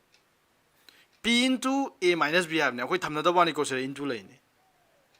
ꯌꯥꯔꯦꯀꯣ ꯑꯗꯨꯒ ꯆꯞ ꯃꯥꯟꯅꯅ ꯁꯤꯗꯁꯨ ꯅꯪ ꯀꯌꯥ ꯇꯥꯔꯛꯀꯅꯤ ꯍꯥꯏ ꯀꯥꯟꯗ ꯁꯤꯒꯤ ꯑꯟꯁꯔꯁꯦ ꯀꯌꯥ ꯇꯥꯔꯛꯀꯅꯤ ꯍꯥꯏ ꯀꯥꯟꯗ ꯇꯨ A intersection B ꯍꯥꯏꯕꯅꯤ ꯕ꯭ꯔꯦꯀꯦꯠ ꯊꯨꯒꯥꯏꯔꯛꯄ ꯃꯇꯝꯗ ꯇꯨ A intersection B ꯅ ꯊꯝꯃꯛꯀꯅꯦꯕ ꯀꯩꯒꯤꯅꯣ ꯍꯥꯏꯁꯦ ꯏꯟꯇꯔꯁꯦꯛꯁꯟ ꯊꯝꯃꯤꯁꯦ ꯁꯤꯗ ꯂꯩꯔꯦ ꯁꯤ ꯏꯟꯇꯔꯁꯦꯛꯁꯟꯁꯦ ꯂꯩꯕꯩꯅꯦꯕ ꯁꯤꯗꯁꯨ ꯉꯁꯥꯏ ꯁꯤꯗ ꯏꯟꯇꯨ ꯂꯩꯕꯩꯅꯦꯕ ꯑꯩꯅ ꯁꯤꯗ ꯊꯝꯃꯛꯏꯁꯦ ꯑꯗꯨꯒ ꯃꯊꯪꯒꯤ ꯁꯤ ꯕ꯭ꯔꯦꯀꯦꯠ ꯊꯝꯕꯤꯔꯣ ꯑꯗꯨ ꯃꯊꯪꯒꯤ ꯌꯨꯅꯤꯌꯟꯗꯣ ꯊꯝꯕꯤꯔꯣ ꯑꯗꯨꯒ Aꯅ Bꯗ ꯑꯣꯄꯔꯦꯠ ꯇꯧꯈ꯭ರೆ ꯃꯊꯪꯗ Aꯅ ꯑꯃꯨꯛ Cꯗ ꯇꯧꯔꯅꯦꯕ A intersection C ꯁꯤꯁꯦ ꯌꯥꯝ ꯏꯝꯄꯣꯔꯇꯦꯟ ꯑꯣꯏ ꯁꯤꯗ ꯀꯣꯏꯁꯟ ꯃꯌꯥꯝ ꯍꯪꯉꯤꯀꯣ NDAꯗ ꯑꯣꯏꯒꯦꯔꯥ ꯑꯃꯗ ꯑꯣꯏꯒꯦꯔꯥ ꯁꯤꯁꯦ ꯀꯩ ꯀꯧꯏ ꯍꯥꯏ ꯀꯥꯟꯗ ꯗꯤꯁꯇ꯭ꯔꯤꯕ꯭ꯌꯨꯇꯤꯞ ꯂꯣ ꯀꯧꯏꯀꯣ ꯗꯤꯁꯇ꯭ꯔꯤꯕ꯭ꯌꯨꯇꯤꯞ ꯂꯣ ꯑꯗꯨꯅꯅꯦ ꯏꯝꯄꯣꯔꯇꯦꯟ ꯑꯣꯏ ꯍꯥꯏꯁꯦ ꯁꯤꯗ ꯕꯦꯁ ꯇꯧꯔꯒ ꯑꯩꯈꯣꯏ ꯀꯣꯏꯁꯟ ꯃꯌꯥꯝꯁꯨ ꯍꯣꯠꯂꯛꯀꯅꯤ ꯁꯤꯗ ꯕꯦꯁ ꯇꯧꯔꯒ ꯀꯣꯏꯁꯟ ꯌꯥꯝ ꯍꯪꯉꯦ ꯗꯤꯁꯇ꯭ꯔꯤꯕ꯭ꯌꯨꯇꯤꯞ ꯂꯣ ꯒ꯭ꯌꯥꯟ ꯇꯥꯔꯦꯀꯣ ꯅꯪꯅ ꯁꯨꯃꯥꯏꯅ ꯗꯤꯁꯇ꯭ꯔꯤꯕ꯭ꯌꯨꯠ ꯇꯧꯕ ꯌꯥꯔꯦꯕ ꯗꯤꯁꯇ꯭ꯔꯤꯕ꯭ꯌꯨꯠ ꯇꯧꯕ ꯍꯥꯏꯇꯥꯔꯗꯤ ꯗꯤꯁꯇ꯭ꯔꯤꯕ꯭ꯌꯨꯠꯀꯤ ꯑꯊ꯭ꯔꯗꯤ ꯌꯦꯟꯊꯣꯛꯄ ꯍꯥꯏꯕ ꯅꯠꯇ꯭ꯔꯣ ꯌꯦꯟ ꯌꯥꯔꯦꯕ ꯑꯦꯁꯤꯅ ꯌꯦꯟꯕ ꯍꯥꯏꯇꯥꯔꯗꯤ ꯑꯪꯀꯒꯤ ꯌꯦꯟꯅꯕ ꯗꯤꯕꯤꯖꯟꯗꯨ ꯅꯠꯇꯦ ꯄꯣꯠ ꯌꯦꯟꯊꯣꯛꯄ ꯍꯥꯏꯕꯅꯤ ꯗꯤꯁꯇ꯭ꯔꯤꯕ꯭ꯌꯨꯁꯟ ꯍꯥꯏꯇꯥꯔꯗꯤ ꯑꯦꯁꯤꯅ ꯕꯤꯗ ꯍꯥꯟꯅ ꯌꯦꯜꯂꯦ ꯍꯥꯏꯗꯤ ꯕꯤꯒ ꯑꯣꯄꯔꯦꯠ ꯇꯧꯔꯦ ꯃꯊꯪꯗ ꯑꯦꯁꯤꯅ ꯁꯤꯗ ꯑꯃꯨꯛ ꯑꯣꯄꯔꯦꯠ ꯇꯧꯔꯦ ꯑꯗꯨꯅꯅꯤ ꯃꯥꯏ ꯃꯃꯤꯡ ꯗꯤꯁꯇ꯭ꯔꯤꯕ꯭ꯌꯨꯇꯤꯞ ꯂꯣ ꯍꯥꯏꯁꯦ ꯒ꯭ꯌꯥꯟ ꯇꯥꯔꯦꯀꯣ ꯁꯤꯁꯦ ꯑꯃ ꯂꯩꯔꯦ ꯍꯧꯖꯤꯛ ꯗꯦꯐꯤꯅꯤꯁꯟ ꯃꯆꯥ ꯑꯃ ꯄꯤꯔꯝꯖꯦ ꯑꯗꯨꯒ ꯑꯦꯛꯁꯔꯁꯥꯏꯁ ꯄꯥꯏꯍꯧ ꯌꯥꯔꯦ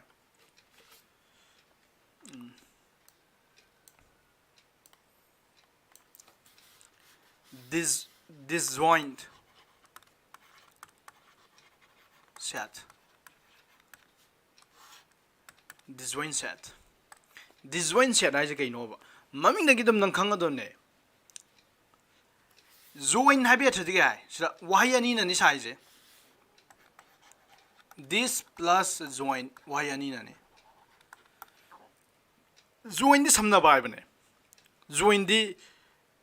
join ꯁꯝꯅꯕ ꯍꯥꯏꯕ ꯑꯊ꯭ꯔꯗꯤ ꯑꯩꯒ ꯀꯅꯥꯅꯣꯝꯒ ꯁꯝꯅꯕ ꯍꯥꯏꯁꯦ ꯑꯩꯒ ꯃꯥꯒꯤ ꯃꯔꯛꯇ ꯀꯩꯗꯧꯔꯕ ꯀꯃꯟ ꯄ꯭ꯔꯣꯄꯔꯇꯤ ꯂꯩꯔꯝꯅꯦ ꯍꯥꯏꯗꯤ ꯑꯩꯒ ꯃꯥꯒ ꯁꯝꯅꯕ join ꯍꯥꯏꯕ ꯑꯊ꯭ꯔꯗꯤ ꯑꯩꯒ ꯃꯥꯒ ꯁꯝꯅꯕ ꯍꯥꯏꯁꯦ ꯄꯥꯔꯤꯒ ꯆꯥꯎꯕꯒ ꯍꯥꯏꯔꯁꯤ ꯆꯥꯎꯕꯒ ꯁꯝꯅꯕ ꯍꯥꯏꯁꯦ ꯀꯩꯅꯣ ꯄꯥꯔꯤꯒ ꯆꯥꯎꯕꯒ ꯀꯩꯅꯣ ꯂꯩꯔꯝꯅꯤ ꯇꯤꯟꯅꯕ ꯌꯥꯔꯕꯅꯤ ꯇꯤꯟꯅꯕ ꯌꯥꯕ ꯍꯥꯏꯁꯦ ꯀꯩꯅꯣ ꯄꯥꯔꯤꯒ ꯆꯥꯎꯕꯒꯤ ꯃꯔꯛꯇ ꯀꯃꯟ ꯄ꯭ꯔꯣꯄꯔꯇꯤ ꯂꯩꯔꯕꯅꯦ ꯌꯥꯔꯦꯀꯣ ꯑꯗꯨꯅ join ꯍꯥꯏꯕꯅꯤ ꯑꯗꯨꯗ this ꯍꯥꯏꯔꯛꯄꯅꯦꯕ ꯑꯩꯈꯣꯏ ꯑꯩ ꯏꯪꯂꯤꯁꯇꯤ ꯌꯥꯝ ꯍꯩꯇꯦ ꯑꯗꯣ ꯃꯃꯥꯡꯗ this ꯍꯥꯄꯛ ꯇꯥꯔꯗꯤ ꯅꯦꯒꯦꯇꯤቭ ꯆꯠꯍꯟꯈ꯭ꯔꯕꯅꯦ ꯁꯝꯅꯗ꯭ꯔꯦ ꯍꯥꯏꯕ ꯁꯝꯅꯕ ꯌꯥꯗ꯭ꯔꯦ ꯍꯥꯏꯔꯕꯅꯦ ꯌꯥꯔꯕ ꯇꯤꯟꯅꯕ ꯌꯥꯗ꯭ꯔꯦ ꯍꯥꯏꯕꯅꯦ ꯍꯥꯏꯗꯤ ꯀꯃꯟ ꯄ꯭ꯔꯣꯄꯔꯇꯤ ꯂꯩꯇ꯭ꯔꯦ ꯍꯥꯏꯕꯅꯦꯕ ꯌꯥꯔꯦꯀꯣ disjoin ꯍꯥꯏꯕ ꯑꯊ꯭ꯔꯗꯤ ꯀꯩꯗꯧꯔꯕ ꯀꯃꯟ ꯄ꯭ꯔꯣꯄꯔꯇꯤ ꯂꯩꯇꯦꯕ ꯑꯗꯨ ꯑꯣꯏꯇꯥꯔꯗꯤ disjoint sets ꯍꯥꯏꯇꯥꯔꯗꯤ ꯁꯦꯠ ꯑꯅꯤ ꯀꯔꯝ ꯀꯥꯟꯗ disjoint ꯑꯣꯏꯒꯅꯤ ꯁꯤꯅꯦ ꯃꯕꯥꯏꯅꯤ ꯃꯔꯛꯇ ꯀꯃꯟ ꯑꯦꯂꯤꯃꯦꯟ ꯑꯝꯇ ꯂꯩꯇ꯭ꯔꯗꯤ disjoint set ꯑꯣꯏꯒꯅꯤ ꯌꯥꯔꯦꯀꯣ two sets ꯅꯉꯣꯟꯗ set ꯑꯅꯤ two sets A and B set ꯑꯅꯤ A ꯒ B ꯒꯁꯦ are said to be disjoint ꯑꯣꯏ ꯍꯥꯏꯒꯅꯦꯕ ꯍꯥꯏꯗꯤ ꯃꯕꯥꯏꯅꯤ ꯃꯔꯛꯇ ꯁꯝꯅꯗꯦ ꯍꯥꯏꯒꯅꯦꯕ ꯍꯥꯏꯗꯤ ꯀꯃꯟ ꯑꯦꯂꯤꯃꯦꯟ ꯂꯩꯇꯦ ꯍꯥꯏꯒꯅꯦꯕ ꯀꯔꯝ ꯀꯥꯟꯗ if A intersection B equals to phi ꯅꯪꯒꯤ A ꯒ B ꯒꯒꯤ ꯏꯟꯇꯔꯁꯦꯛꯁꯟꯅ ꯊꯤꯔꯤꯁꯦ ꯀꯃꯟ ꯑꯦꯂꯤꯃꯦꯟꯅꯤ ꯃꯕꯥꯏꯅꯤ ꯃꯔꯛꯇ ꯀꯃꯟ ꯑꯦꯂꯤꯃꯦꯟꯁꯦ ꯐꯥꯏ ꯇꯥꯔꯛꯇꯥꯔꯕ ꯐꯥꯏ ꯍꯥꯏꯇꯥꯔꯗꯤ ꯀꯩꯗꯧꯔꯕ empty set ꯃꯕꯥꯏꯅꯤ ꯃꯔꯛꯇ ꯀꯃꯟ ꯑꯦꯂꯤꯃꯦꯟ ꯑꯝꯇ ꯂꯩꯇ꯭ꯔꯗꯤ ꯁꯦꯠ ꯑꯅꯤꯗꯣ disjoint set ꯀꯧꯅꯤ ꯍꯥꯏꯕ ꯁꯤ ꯒ꯭ꯌꯥꯟ ꯇꯥꯔꯕꯣ disjointꯒꯤ ꯑꯊ꯭ꯔꯁꯤ ꯒ꯭ꯌꯥꯟ ꯇꯥꯔꯕꯣ ꯑꯗꯨ disjointꯒꯤ ꯀꯩꯅꯣꯁꯤ ꯌꯥꯝ ꯏꯝꯄꯣꯔꯇꯦꯟ ꯑꯣꯏꯀꯣ disjointꯁꯦ ꯑꯗꯨꯝ ꯁꯤꯁꯨ ꯑꯗꯨꯝ ꯁꯤꯖꯤꯟꯅꯕ ꯑꯥꯏꯗꯤꯌꯥꯅꯤ ꯑꯗꯨꯒꯤ ꯑꯦꯛꯖꯥꯝꯄꯜ ꯑꯃ ꯄꯤꯒꯦꯁꯦ Aꯗ 1 2 3 ꯄꯤꯔꯦ ꯈꯜꯂꯁꯦ ꯑꯗ Bꯗꯗꯤ ꯅꯪ ꯄꯤꯅꯤꯡꯕ ꯄꯤ ꯌꯥꯔꯦ A B C ꯄꯤꯔꯦ ꯅꯪ ꯍꯧꯖꯤꯛ Aꯒ Bꯒꯒꯤ ꯏꯟꯇꯔꯁꯦꯛꯁꯟ ꯑꯝꯇ ꯍꯣꯠꯂꯨꯅꯦ ꯍꯥꯏꯗꯤ ꯃꯕꯥꯏꯅꯤ ꯃꯔꯛꯇ ꯀꯔꯤ ꯀꯃꯟ ꯂꯩꯒꯦ ꯌꯦꯡꯉꯨꯅꯦ ꯀꯅꯥꯝ ꯂꯧꯕ ꯑꯣꯏꯗꯦ ꯐꯥꯏ ꯒ꯭ꯌꯥꯟ ꯇꯥꯔꯦꯀꯣ ꯒ꯭ꯌꯥꯟ ꯇꯥꯔꯦ ꯑꯗꯣ ꯑꯩ ꯀꯩꯅꯣꯝ ꯍꯥꯏꯒꯦ ꯅꯣꯏ ꯍꯧꯖꯤꯛ ꯌꯥꯎꯔꯤꯕ ꯁꯥꯇ꯭ꯔ ꯃꯌꯥꯝ ꯃꯔꯛꯇ ꯀꯩꯅꯣ ꯇꯧꯕ ꯌꯥꯎꯏ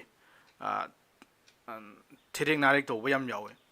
ꯑꯗꯨ ꯌꯥꯔꯣꯏ ꯑꯩꯅ ꯍꯥꯏꯈꯤꯕꯗꯣ ꯑꯩ ꯀꯩꯅꯣ ꯅꯣꯏ ꯁꯤꯒꯤ ꯑꯩꯒꯤ ꯑꯣꯟꯂꯥꯏꯟ ꯀ꯭ꯂꯥꯁꯁꯦ ꯍꯧꯗ꯭ꯔꯤꯉꯩꯗꯩ ꯑꯗꯨꯝ ꯍꯥꯏꯕꯅꯤ ꯑꯩ ꯀ꯭ꯂꯥꯁꯇꯤ ꯊꯦꯔꯦꯛ ꯅꯥꯔꯦꯛ ꯇꯧꯕ ꯌꯥꯔꯣꯏ ꯃꯤ ꯑꯇꯩꯒꯤ ꯑꯣꯟꯂꯥꯏꯟ ꯀ꯭ꯂꯥꯁꯇ ꯇꯧꯕꯒꯨꯝꯅ ꯍꯥꯏꯗꯤ ꯌꯥꯎꯅꯤꯡ ꯃꯇꯝ ꯌꯥꯎꯕ ꯌꯥꯎꯅꯤꯡꯗ ꯃꯇꯝ ꯇꯣꯛꯄ ꯑꯗꯨꯗꯤ ꯌꯥꯔꯣꯏ ꯅꯪ ꯌꯥꯎꯔꯣꯏꯗꯣꯏ ꯇꯥꯔꯗꯤ ꯃꯔꯝ ꯄꯤꯒꯗꯕꯅꯤ ꯑꯗꯨ ꯃꯔꯝ ꯆꯥꯗ꯭ꯔꯁꯨ ꯌꯥꯗꯦ ꯌꯥꯔꯦꯀꯣ ꯑꯗꯒꯤ ꯑꯩꯅ ꯍꯥꯏꯕ ꯔꯨꯜ ꯃꯌꯥꯝꯗꯣ ꯂꯣꯏ ꯏꯟꯒꯗꯕꯅꯤ ꯑꯩꯅ ꯀ꯭ꯂꯥꯁ ꯋꯥꯔꯛ ꯇꯧ ꯍꯥꯏ ꯇꯧꯒꯗꯕꯅꯤ ꯑꯗꯩ ꯍꯣꯝꯋꯥꯔꯛ ꯇꯧ ꯍꯥꯏ ꯇꯧꯒꯗꯕꯅꯤ ꯍꯣꯝꯋꯥꯔꯛꯇꯣ ꯃꯤ ꯑꯅꯤꯒꯤ ꯃꯔꯛꯇ ꯇꯧꯃꯤꯟꯅꯒꯗꯕꯅꯤ ꯑꯗꯨ ꯇꯧꯒꯗꯕꯅꯤ ꯑꯗꯨꯅ ꯅꯁꯥ ꯆꯦꯛ ꯇꯧꯅꯒꯗꯕꯅꯤ ꯑꯗꯨꯒ ꯑꯔꯥꯟꯕꯉꯩꯗꯣ ꯅꯁꯥ ꯍꯥꯏꯅꯒꯗꯕꯅꯤ ꯑꯩ ꯁꯤ ꯇꯧꯔꯤ ꯃꯔꯝꯁꯦ ꯃꯔꯝ ꯂꯣꯏ ꯂꯩ ꯅꯣꯏꯅ ꯍꯣꯔꯦꯟ ꯍꯌꯦꯡ ꯀꯥꯟꯅꯕ ꯐꯪꯉꯀꯥꯟꯗ ꯃꯔꯝ ꯂꯣꯏ ꯈꯪꯉꯛꯀꯅꯤ ꯁꯤ ꯇꯧꯔꯤꯕ ꯃꯔꯝ ꯑꯗꯒꯤ ꯑꯇꯩ ꯑꯣꯟꯂꯥꯏꯟ ꯀ꯭ꯂꯥꯁꯇ ꯅꯪ ꯌꯥꯎꯅꯤꯡꯗꯒꯨꯝ ꯇꯧꯕ ꯑꯗꯒꯤ ꯀꯩꯅꯣ ꯇꯧꯕ ꯃꯌꯥꯝꯗꯣ ꯇꯧꯕ ꯁꯨꯡꯌꯥ ꯌꯥꯔꯣꯏ ꯁꯤꯗꯗꯤ ꯑꯩꯉꯣꯟꯗꯗꯤ ꯌꯥꯔꯦꯀꯣ ꯑꯗꯨꯅ ꯑꯗꯨꯃꯥꯏꯅ ꯊꯤꯗꯦꯛ ꯅꯥꯔꯦꯛ ꯇꯧꯔꯒ ꯍꯌꯦꯡ ꯑꯩꯅꯁꯨ ꯇꯥꯛꯑꯦ ꯊꯣꯛꯄ ꯑꯗꯨꯒ ꯅꯣꯏꯅ ꯍꯩꯇ꯭ꯔꯗꯤ ꯑꯩ ꯑꯗꯨ ꯀꯩꯅꯣ ꯇꯧꯗꯦ ꯑꯗꯨꯅ ꯑꯩꯈꯣꯏ ꯃꯩꯇꯩ ꯄꯨꯡꯁꯨ ꯇꯧꯒꯨꯝꯁꯦ ꯃꯩꯇꯩ ꯄꯨꯡ ꯍꯥꯏꯕ ꯅꯠꯇ꯭ꯔꯗꯤ ꯃꯌꯥꯝꯅ ꯍꯥꯏꯅꯕꯗꯣ ꯄꯨꯡ 6ꯇ ꯊꯕꯛ ꯑꯃ ꯇꯧꯁꯦ ꯍꯥꯏꯇꯥꯔꯗꯤ ꯄꯨꯡ 8:30ꯗ ꯂꯥꯛꯄꯗꯣ 9ꯗ ꯂꯥꯛꯄꯗꯣ ꯑꯗꯨ ꯇꯧꯒꯨꯝꯁꯦ 6 ꯍꯥꯏꯇꯥꯔꯗꯤ 6 ꯃꯤꯅꯤꯠ 5 ꯋꯥꯠꯂꯤꯉꯩꯗ ꯔꯦꯗꯤꯗ ꯂꯩꯔꯗꯨꯅꯦ 6 ꯃꯤꯅꯤꯠ 5 ꯋꯥꯠꯂꯤꯉꯩꯗ ꯍꯧꯒꯠꯂꯨ ꯍꯥꯏꯕ ꯅꯠꯇꯦꯀꯣ nang hawgat nganta hol aduni aduga nang nasin ya sengdokpa nang 1 tawthokpa 2 tawthokpa nang loi tawra aduni kai noi kanda nang keno tuition nang gi keno tawri kanda sigi online class ai class yauri kanda adu amu tawninga di disturb tawroidro aduni nang thabak hojima ayuki imungi thabak nupi macha oira nupa macha wairam sitpa khotpa loi loisal aduni ayukta online class yauri ne na imai padana adumaina hairaga thabak tawdabdi kem adudi thabak tawningdra mi do like swe heroidam ni sim dai ko imung manungi thabak tawningdra mi do aduga as ai online class yawi nei like pari ne india thadu ne thabak tawroi habdi ko india faw sungam mo ai ko duna nupam sa orga na imung manung gano mangon ama wai setpa dagi thabak ingang loi loisal mo dumi nang ya yuki dawom thokba nupi macha orga na kon peng boy gera ma tawgera chak thaklam boy gera anything nang ya yuki thabak to tawrong adum ne aduga lakadum ni adu mayam sinba hiba satra duni afaba satra wai tu je imungi thabak su adagi nang laik su hiba imungi thabak su hiba adagi imung manung paisa pai dre hai tar ju kamai tawga sin gani khot gani adu haiba mi juni keno to bai je matik chaba mi hai je matik chaba mi ne thabak chaung to ba IS officer roi bu matik chaba na te ko afaba mi nate afaba mi hai je masagi mathau duty khangba adagi kananom da blame tawdaba asoibam la kanda mana soelani haiba na taba yare ko nasana na romdom lepangam ba dugum mi duni afaba mi hai je mai jo dum pakani ko dum mi do wakhal chumna satuni ma de yare ko wakhal chumna satuni nang wakhal chum satuni nang phangadu pandam do chumna leiduni ma di ozan doctor ju ma di dum kanu honara hai gine eklebia gi wari ju tar mani no keno to iduni ozan doctor ju ozagi murti du saraga ozai mamang da keno tawra kanda tammakanda oza duna mamang da laga keno mantra mayam pi hai do magi loi tak pi hai do aidi nangna hona yauna hona gi kanda kana thingbininga leite oza phana leite ju thingbininga leite yar ko nangna NDA fauningi nangna any exam fauningi na nangna kana pa gi matam da ko kana amtana nangonda yetpaninga leite phauju phaugane nangna kana hona gibni na aduna like pari ne like paraga imungi thabak tawning da adudi kwai asoibani ko adugi satra do supo phawng moine ND oira mo oira 12 paikha phaw 12 paikha ko 11 12 paikha jidi manipur jidi kanoni minute manga pa da phawng exam ni ko yare ko class 10 gi paikha ga loiba manipur gi jidi ilai lai ba ngatani muidi adum question kari hang ngai khangmang ngam ngatani ati ka sulai exam na te ado competitive exam ngoi haiba sugum baji phawng moi ko aduna sagi duty khangba nasagi kano to godumni adagi noi hoji class 11 12 karamni noi ima baba da parents da paisa ja paisa gi depend to roi da matam ne yare ko nang na ju na sa na ju hona gadum na sa na ju as ima ipa da dum tang lai da ai ju kainom di tongningi koningi ai ju khitang kano to paisa tan bia ba do manipur di leite ko satra na paisa tan bia ba lambi khotbi ado nang graduation e karak pade di le kani aina ju ai YouTube ta ju hai gre dana ai mayam mai kan lambi phainam hai gre na hum mari aduni akoi tana mina je aduga aina habdo thire narik do budi yaro ai gi kano da di online da di matam chap chana la ka dum ni aduga aina haiba ngai loi in ga dum ni aduna tradi ai di kano to ne ba tan thok ne ba adu da ya da sa tra du di ai de noi paisa thi roi da darkar lai te ba du di yare ko adi ma yaw kan da ngon disturb to we ado ai gi pandamam di leiba ai ngon di satra manga phangera taru phangera samana na hen madune ba ai gi pandam di noi saban sat ba maga cooperation pinaraga kano discussion tawnaraga ado amana yawning yaw amana yawning de yaw tawrigine hoji yaw da ba yawm di mali satra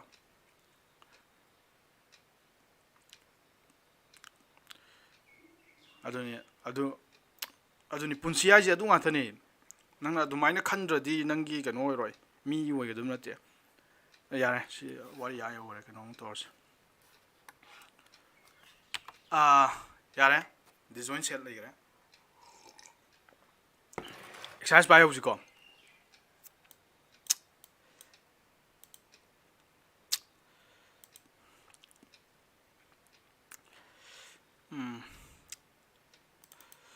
hoji 1.4 to dum ni ko exercise by je like phakthong na 1.4 phakthong na ro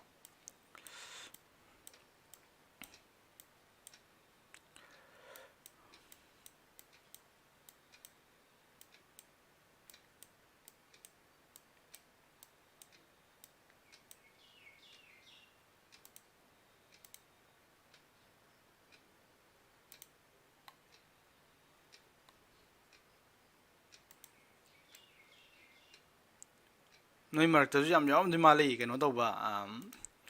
ꯑꯩ ꯏꯃꯨꯡꯒꯤ ꯊꯕꯛ ꯇꯧꯔꯣꯏ ꯊꯦꯡꯅꯩ ꯇꯧꯕ ꯑꯗꯨ ꯌꯥꯗꯦꯀꯣ ꯑꯩ ꯂꯥꯏꯔꯤꯛ ꯄꯥꯔꯤꯅꯦ ꯀꯥꯏꯅ ꯑꯗꯨ ꯉꯥꯡꯗꯣ ꯂꯥꯏꯔꯤꯛ ꯍꯩꯔꯝꯃꯔꯣꯏꯗꯕꯅꯤꯀꯣ ꯇꯧꯁꯟꯅꯩꯅꯦ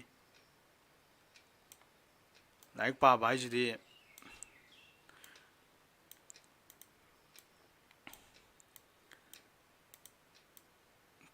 ꯊꯕꯛ ꯆꯤꯜꯂꯒ ꯅꯪꯉꯣꯟꯗ ꯑꯋꯥꯕ ꯍꯦꯜꯂꯒ ꯅꯪ ꯂꯥꯏꯔꯤꯛ ꯍꯩꯕ ꯍꯦꯜꯂꯛꯇꯣꯏꯅꯦ ꯁꯤꯝꯗ ꯑꯩ ꯍꯥꯏꯒꯦ ꯑꯋꯥꯕ ꯍꯦꯜꯂꯒꯀꯣ ꯅꯪꯅꯗꯤ ꯂꯥꯏꯔꯤꯛ ꯍꯩꯔꯣꯏ ꯀꯥꯏꯅ ꯈꯜꯂꯝꯒꯅꯤꯀꯣ ꯑꯋꯥꯕ ꯍꯦꯜꯂꯒ ꯅꯪ ꯂꯥꯏꯔꯤꯛ ꯍꯩꯕ ꯍꯦꯜꯂꯛꯀꯅꯦꯕ ꯅꯪꯉꯣꯟꯗ ꯊꯕꯛ ꯃꯌꯥꯝ ꯆꯤꯜꯂꯦꯕ ꯌꯨꯝꯒꯤ ꯑꯗꯣ ꯅꯪ ꯁꯦ ꯃꯅꯤꯄꯨꯔꯤ ꯑꯦꯜꯕꯝꯗꯁꯨ ꯂꯩꯕꯅꯤ ꯀꯩꯅꯣꯅ ꯑꯣ ꯁꯕꯤꯔꯅꯥ ꯆꯨꯝꯃꯦ ꯗꯤꯐ꯭ꯔꯦꯟꯁꯀꯤ ꯄꯜꯂꯝꯗ꯭ꯔꯦ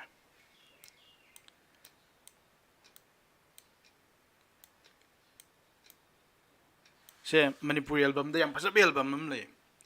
ꯀꯩꯅꯣꯅ ꯀꯨꯏꯔꯕ ꯑꯦꯜꯕꯝꯅꯤ ꯀꯔꯤ ꯀꯅꯥꯅ ꯁꯛꯄꯅꯣꯗꯤ ꯈꯪꯗꯦ ꯅꯨꯄꯤꯅ ꯁꯛꯄꯅꯤꯅꯦ ꯈꯥꯕꯒ ꯀꯩꯅꯣꯒ ꯇꯧꯕꯗꯣ ꯈꯥꯕꯒ ꯍꯧꯖꯤꯛꯀꯤ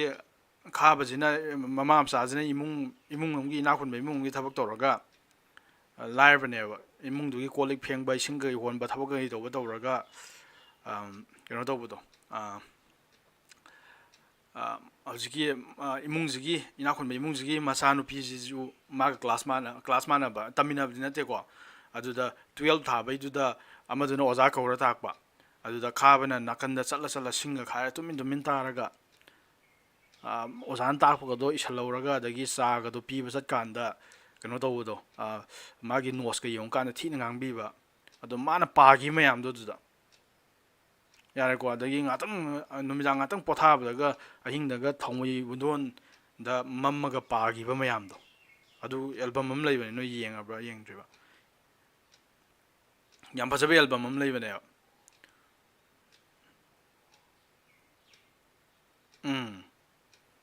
ꯏꯆꯥꯒꯤ ꯏꯃꯥ ꯂꯩꯔꯤꯗꯅꯒ ꯇꯧꯕꯗꯣ ꯌꯦꯡꯗ꯭ꯔꯕꯗꯨ ꯑꯦꯜꯕꯝꯗꯣ ꯈꯥꯕꯒ ꯀꯩꯅꯣꯒ ꯅꯨꯄꯤ ꯑꯃꯒ ꯇꯧꯕꯅꯤꯅꯦ ꯅꯨꯄꯤꯗꯨ ꯃꯃꯥ ꯁꯥꯕꯤ ꯅꯨꯄꯤ ꯑꯃꯒ ꯇꯧꯔꯒ ꯐꯖꯕꯅꯦꯕ ꯑꯗꯨ ꯑꯦꯜꯕꯝꯗꯣ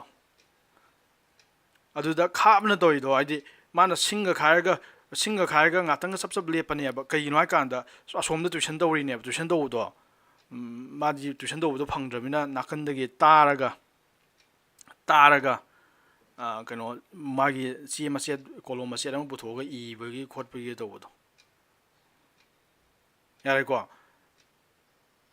ꯌꯥꯔꯦꯀꯣ ꯑꯗꯨꯃꯥꯏꯅ ꯇꯧꯈꯤꯗꯅ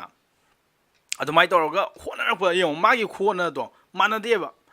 ꯁꯥꯇ꯭ꯔ ꯑꯅꯤꯗꯨꯒꯤ ꯈꯦꯠꯅꯕꯗꯣ ꯌꯦꯡꯉꯨꯀꯣ ꯑꯃꯗꯨꯅ ꯄꯨꯔꯥ ꯁ꯭ꯄꯨꯟ ꯐꯤꯗꯤꯡꯅꯦꯕ ꯄꯤꯁꯟꯕꯅꯦꯕ ꯌꯥꯔꯦꯀꯣ ꯃꯆꯤꯟ ꯃꯅꯥꯛꯇ ꯃꯆꯤꯟꯗ ꯇꯧꯔꯒ ꯁ꯭ꯄꯨꯟ ꯇꯧꯔꯒ ꯁꯨꯃꯥꯏꯅ ꯄꯤꯁꯟꯕꯅꯦꯕ ꯌꯥꯔꯦꯀꯣ ꯑꯗꯨꯒ ꯆꯥꯖꯔꯣ ꯍꯥꯏꯕꯅꯦꯕ ꯑꯃꯗꯨꯅ ꯊꯤꯕꯅꯦꯕ ꯌꯦꯡꯉꯨ ꯁꯥꯇ꯭ꯔ ꯑꯅꯤꯗꯨꯒꯤ ꯈꯦꯠꯅꯕꯗꯣ ꯌꯥꯝ ꯈꯦꯠꯅꯩꯕ ꯑꯃꯅ ꯃꯆꯤꯟꯗ ꯁꯨꯃꯥꯏꯅ ꯊꯥꯡꯒꯠꯂ ꯂꯩꯔꯒ ꯆꯥꯎ ꯍꯥꯏꯕꯅꯦꯕ ꯑꯗꯨꯗ ꯒꯣꯡ ꯆꯥꯕꯅꯦꯕ ꯑꯃꯗꯨꯅ ꯊꯤꯗꯨꯅꯦꯕ ꯊꯤꯕ ꯑꯃ ꯌꯥꯎꯏ ꯊꯤꯗꯨꯅꯦꯕ ꯊꯤꯕ ꯃꯇꯝꯁꯤꯗ ꯊꯤꯔꯛꯏꯅꯤꯀꯣ ꯃꯌꯥꯝ ꯊꯤꯔꯛꯏꯅꯤꯀꯣ ꯊꯤꯔꯛꯑꯒ ꯆꯥꯔꯛꯄꯅꯦꯕ ꯐꯪꯉ ꯆꯥꯔꯛꯄꯅꯦꯕ ꯈꯦꯠꯅꯕ ꯑꯅꯤꯗꯨ ꯌꯦꯡꯉꯨꯅꯦ ꯑꯗꯣ ꯅꯨꯄꯤ ꯃꯆꯥꯗꯨꯒ ꯅꯨꯄꯥꯗꯨꯒ ꯈꯦꯠꯅꯕꯗꯣ ꯑꯗꯣ ꯄꯔꯤꯈꯥꯗꯤ ꯐꯥꯔꯁ ꯗꯤꯕꯤꯖꯟꯗ ꯑꯅꯤꯃꯛ ꯐꯥꯎꯔꯝꯕ ꯌꯥꯏꯀꯣ ꯑꯗꯣ ꯅꯨꯄꯥ ꯃꯆꯥꯗꯨꯅ ꯍꯦꯜꯂꯛꯀꯅꯦꯕ ꯍꯌꯦꯡ ꯀꯣꯟꯅꯗꯤ ꯂꯥꯛꯆꯔꯛꯀꯅꯦꯕ ꯃꯉꯣꯟꯗꯗꯤ ꯃꯥꯒꯤ ꯄꯥꯔꯁꯣꯅꯦꯂꯤꯇꯤꯗꯣ ꯋꯥꯡꯉꯛꯀꯅꯦꯕ ꯃꯤꯗꯣ ꯏꯆꯝ ꯆꯝꯕ ꯃꯤ ꯑꯣꯏꯔꯣꯏꯕ ꯍꯌꯦꯡ ꯀꯣꯟꯅ ꯌꯥꯔꯦꯀꯣ ꯈꯦꯠꯅꯕꯗꯣ ꯌꯥꯔꯦꯀꯣ ꯌꯥꯝ ꯅꯨꯡꯁꯤꯕꯅꯦꯕ ꯑꯗꯨꯗꯣ ꯃꯥꯅꯒ ꯇꯨꯃꯤꯟꯅꯒ ꯏꯍꯧꯕ ꯑꯗꯒꯤ ꯃꯤꯒꯤ ꯍꯧꯖꯤꯛꯀꯤ ꯇꯨꯏꯁꯟ ꯂꯣꯏꯔꯒ ꯕꯣꯏꯒ ꯐꯥꯎ ꯀꯥꯟꯗ ꯏꯅꯥꯈꯨꯟꯕ ꯅꯨꯄꯥꯗꯨꯅꯒ ꯉꯥꯡꯉꯛꯄ ꯂꯣꯀꯦꯟꯅꯒ ꯉꯥꯡꯉꯛꯄ ꯈꯣꯠꯂꯛꯄ ꯇꯧꯕ ꯃꯌꯥꯝꯗꯣ ꯌꯥꯔꯦꯀꯣ ꯑꯗꯨ ꯅꯣꯏꯗꯁꯨ ꯊꯣꯛꯄꯁꯨ ꯌꯥꯎꯔꯝꯒꯅꯤ ꯅꯣꯏ ꯃꯌꯥꯝ ꯃꯔꯛꯇ ꯁꯥꯇ꯭ꯔ ꯃꯌꯥꯝ ꯃꯔꯛꯇꯁꯨ ꯀꯣ ꯑꯗꯨꯅꯤ ꯄꯨꯟꯁꯤ ꯍꯥꯏꯁꯦ ꯁꯤ ꯉꯥꯛꯇꯅꯤ ꯑꯗꯨ ꯈꯪꯒꯗꯕꯅꯦ ꯑꯗꯨꯅ ꯗꯤꯐ꯭ꯔꯦꯟꯁ ꯍꯥꯏꯇꯥꯔꯗꯤ ꯀꯩꯝꯇ ꯅꯠꯇꯦ ꯑꯕꯤꯅꯥꯁꯇꯣ ꯉꯁꯤ ꯎꯁꯣꯞ ꯇꯧꯕꯒꯤ ꯌꯥꯎꯕ ꯐꯔꯛ ꯇꯥꯔꯦ ꯀꯩꯅꯣ ꯏꯁꯇꯦꯕꯤꯅꯤꯌꯥꯁꯦ ꯌꯦꯡꯗ꯭ꯔꯕꯣ ꯑꯩꯈꯣꯏ ꯀꯩꯅꯣ ꯌꯨꯇꯨꯕꯇ ꯃꯥꯗꯤ ꯀꯩꯅꯣꯗ ꯋꯥꯆꯞꯇ ꯑꯣꯏꯅ ꯀꯃꯦꯟ ꯄꯤꯔꯛꯏꯁꯦ ꯗꯤꯐ꯭ꯔꯦꯟꯁ ꯌꯦꯡꯁꯤꯀꯣ ꯗꯤꯐ꯭ꯔꯦꯟꯁ ꯑꯃꯨꯛ ꯌꯦꯡꯍꯧꯔꯁꯤ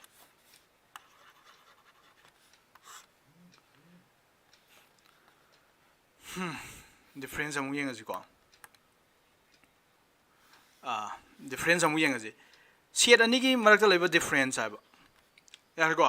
ꯗꯤꯐ꯭ꯔꯦꯟꯁ ꯍꯥꯏꯕ ꯌꯥꯗ꯭ꯔꯗꯤ ꯌꯦꯡꯉꯨꯀꯣ ꯑꯩ ꯀꯩꯅꯣ ꯗꯥꯏꯒ꯭ꯔꯥꯃꯦꯇꯤꯀꯦꯜꯂꯤ ꯇꯥꯛꯂꯛꯀꯦꯕ ꯁꯤꯗ ꯁꯦꯠ ꯑꯦ ꯀꯧꯕ ꯑꯃ ꯂꯩꯔꯦ 1 2 3 4 5 6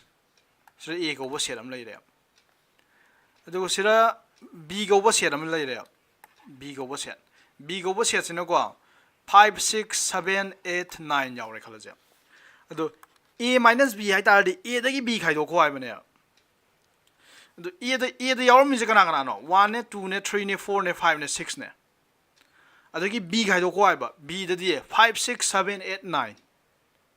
Kaido ko ibane. Ado 7, 8, 9 di kaido close yare. Kay I kanda. E haiba sets the yaw deba.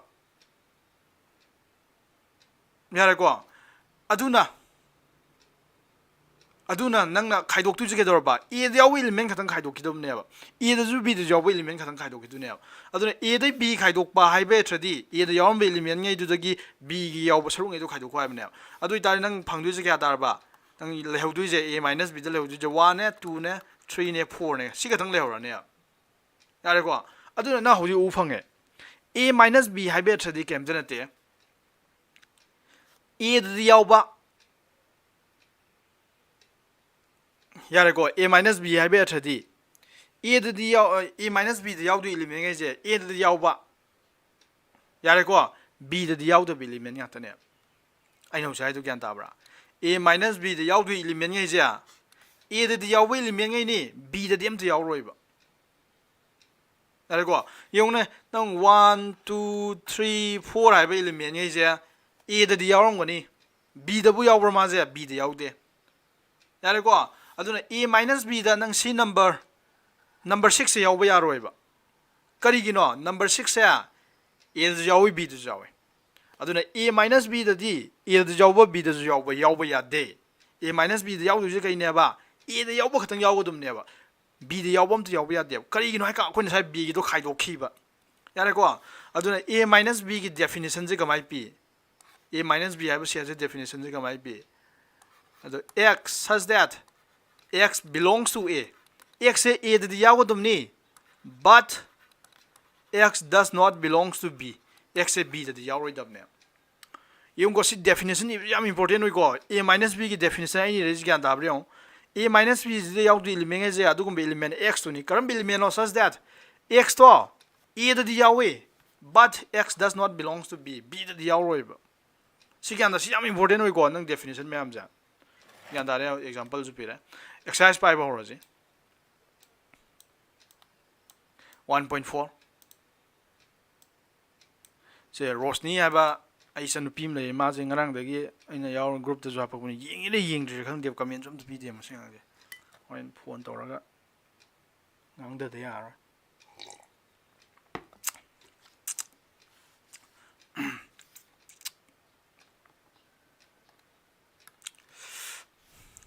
Young. Find the union of each of the following pair of sets. Yarago Sigi set pair lady goes Romana 1 the X 1, 3, 4, 5 Y then 1, 3, 2, 3 Sigi set sing Dorba union but why see I live of one go X union Y union that the pullaga hapakan yabdo. The 1, 3, 5, 2 na tama niya. Yari ko, sige anda bro. Kaya yun ay ka anda, swam da zu 3 yawi 3 do ka ama katang wani idep to. Sige anda ko, hayang wani hay kalisa. Sama na shi zu A union B je kya tar ba. Swam da na A E I O U. Yari ko, swam da kya tar ba A B C. Adu ita nang pula thamak tar di A B me extra absolutely seem to extra absolutely because you know I can't put the Iroibanina. Aduga E I O U. Yaragua, Adumai Shiluita with it. Ado Roman number 4 okay, go Roman number 4 za. Roman 4 Hiza. Roman 4 Hiza. E the Yalu elements Ganakano. E the Yalu elements Adukum element X to such that X is a necessary number never. Adu X Gadorba, necessary number ni. 1 day is out pa, and 6 day pick palm some sick mana by name. I do it at 8 the out is 1 day is out by necessary number D 1 is out by Jaganakano, 2 later, 3 later, 4 later, 5 later. I do 6 mana bam some 6 day picked up by name, but it are mana by our evening 6 below with the air.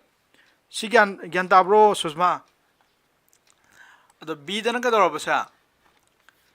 x such that x is a natural number ni x ꯅ ꯀꯩꯗꯧꯔꯕ 6 ꯗꯩꯗꯤ ꯆꯥꯎꯈꯠꯄ ꯍꯥꯏꯕ 6 ꯗꯩ ꯆꯥꯎꯈꯠꯄ ꯍꯥꯏꯇꯥꯔꯗꯤ 7 ꯗ ꯌꯧꯈ꯭ꯔꯅꯤ 8 ꯂꯩꯈ꯭ꯔꯅꯤ 9 ꯂꯩꯈ꯭ꯔꯅꯤ ꯑꯗꯣ ꯅꯪ 10 이ꯕ ꯌꯥꯔꯛꯄ꯭ꯔꯥ ꯁꯤꯅꯦꯕ 10 이ꯕ 야ꯔꯣꯏ ꯀꯩꯒꯤꯅꯣ ꯍꯥꯏ ꯀꯥꯟꯗ x less than 10 하이바 equals 수 합함돼요 아도 능 10 이바 야락트레 야래고 아도나 호직 마나 p y 지 그이노 a union b 부터 하이바네 a union b 부터 다디 시 풀러기 이라이네 2 3 4 5 6 7 8 9 다 스마 시에게로 라이 시디 라이 라이 뭐 같으니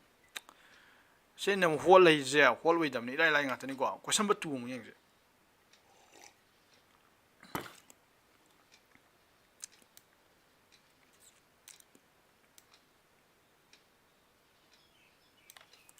question number 2 yengji ko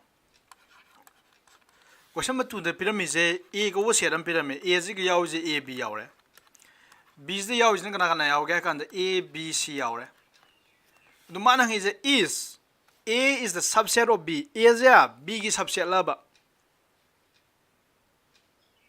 yes mani a is b gi subset ni ka you know kan da a de yaw element khudi mak se b de yaw ji di lo yaw ji di subset ni ko aduga mathang question nang hi je kaino what is a union b a ga b ga union kana da ga ba a ga union b ga union kya da ne a je b gi subset ne hai gram ne haidi a je b gi manung da lai hai bane adu itadi a union b je kya da ne a je mai manung le mina b je na so wo set wai ram ne adu union lau da de dum b dum da ra ni a b c tai hai da ju ya re kaino susma na a b c tai hai ju sum me ba adi sire nang na concept to sire dum ha ya re a is a b gi subset woigram ne adu itadi a gi a is a b gi manung business aso bane ba adu b gi manung de a yaure ba adu union log pai tadi ani do aso bom ga masam ga manung de leba masam ga union log pai tadi aso dum daroi dro b tais ai di b ai tadi a b c yan dare ko ha question number 3 joi hai ni khala question number 4 joi hai ni khala question number 3 ga से आई question number homework P नबो को आई question number कनो जे होलम गे question number 4 गी question 4 जाबे सिंदोक्सी को question number 4 गी जाबे सिंदोक्सी question number 4 question number 4 गी ए हाइबा सेट्सना कना कना नेबा ए द याव जे 1 2 3 4 बी हाइबा सेट्सना कना कना यावबा 3 4 5 6 C have a session kana yawa 5 6 7 8 D have a session kana yawa 7 8 9 10 yare ko sing ai bira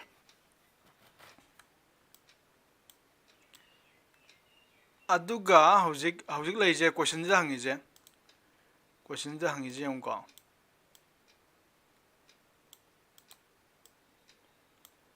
to am the A union B putwa so A ga B ga pithomam ne A ga B ga se pithomam ne A union B putwa ba ne ila lai ko the union side hole ai last ki jo khot ke roman number kya roman number 7 je B union C union D ya ai ko B union C union D roman 7 B union C union D ya adu itari kaya ba set ki union di associative boy haji aduna ahan be ni jahana union lo boke sugai de akun be ni lo razu ga sugai de ahan be ni jahana union lo razu ga sugai de nang b ga c ga union de kya tare sirana putho mo b union c ki value kya tare c ni je pulai irwa ba ni adu 3 ne 4 ne 5 ne 6 ne 7 ne 8 ne tar ni union de pulai irwa ba ni yare ko adu itari kya tar ba sa B union city 3 ne 4 ne 5 ne 6 ne 7 ne 8 ne aduga union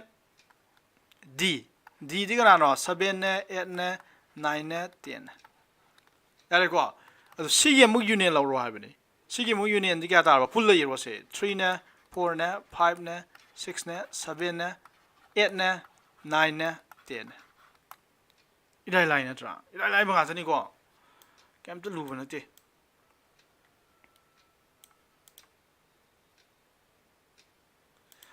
Yengzi question number 5. Question number 5 na is na find the intersection of each of the pair of the above. Question number 1. Question number 1 above. Question number 1 the p give set mayam du intersection bu thwa bane common way element. Sisu hair ko ya la ko sisu. Nang san to bunga intersection nai tar di set ani ni pi do nang intersection lo bai tar di ka do ba. Common way element bu thwa bane. Samana na question number 6. Question number 6. Kitang chang thang mi tong yar. Yar adam tor je. Question number 6 na ja. Now on the set A B C pyramid D bu pyramid aduga makha gi je bu thwa bani. Question number 4 ga mane. Question number 4 da ju A B C D pyramid na aduga makha gi do hot wa bani. Adu mane question number 6 ai ama khatang hot ke. Loi hot pai darkar lite kai noi kan da nangi exam do ina tha dum na te. Aina hol ga no da kana ba gem phangwa. Nang na sana wala ingoi ja loi hot ka dum ne. Nang na asid lai ne hot raba nang pai kha phau ngam ro ko. Nang hot pa heli ngai. Question je hot pa heli ngai nang loi ga no da tu ni thurak tu ni. Nang na sagi shortcut ka loi pu thor tu ni short trick ka loi pu thor tu ni. Are ko angka hot li ba sa do hot roman number kan da nang hot li ba sa do. Angka thi he du ni ko. Khut ta bu angka loi pura du ni. Are ko brain da pu da na khut ta bu angka loi pura du ni khut na bu loi sim pha pura du ni. Adon hot pe am dar ka le. A B C D nong da pyramid adu ga si makhai me am je bu thwa ai last ki je bu thoke ko last ki je bu thoke A je kana ne pyramid ba A je 3 4 sorry 3 5 5 ma ko pick pa je do u re ne 3 5 7 9 11 B je dor ba 7 9 11 13 C je dor ba 11 13 15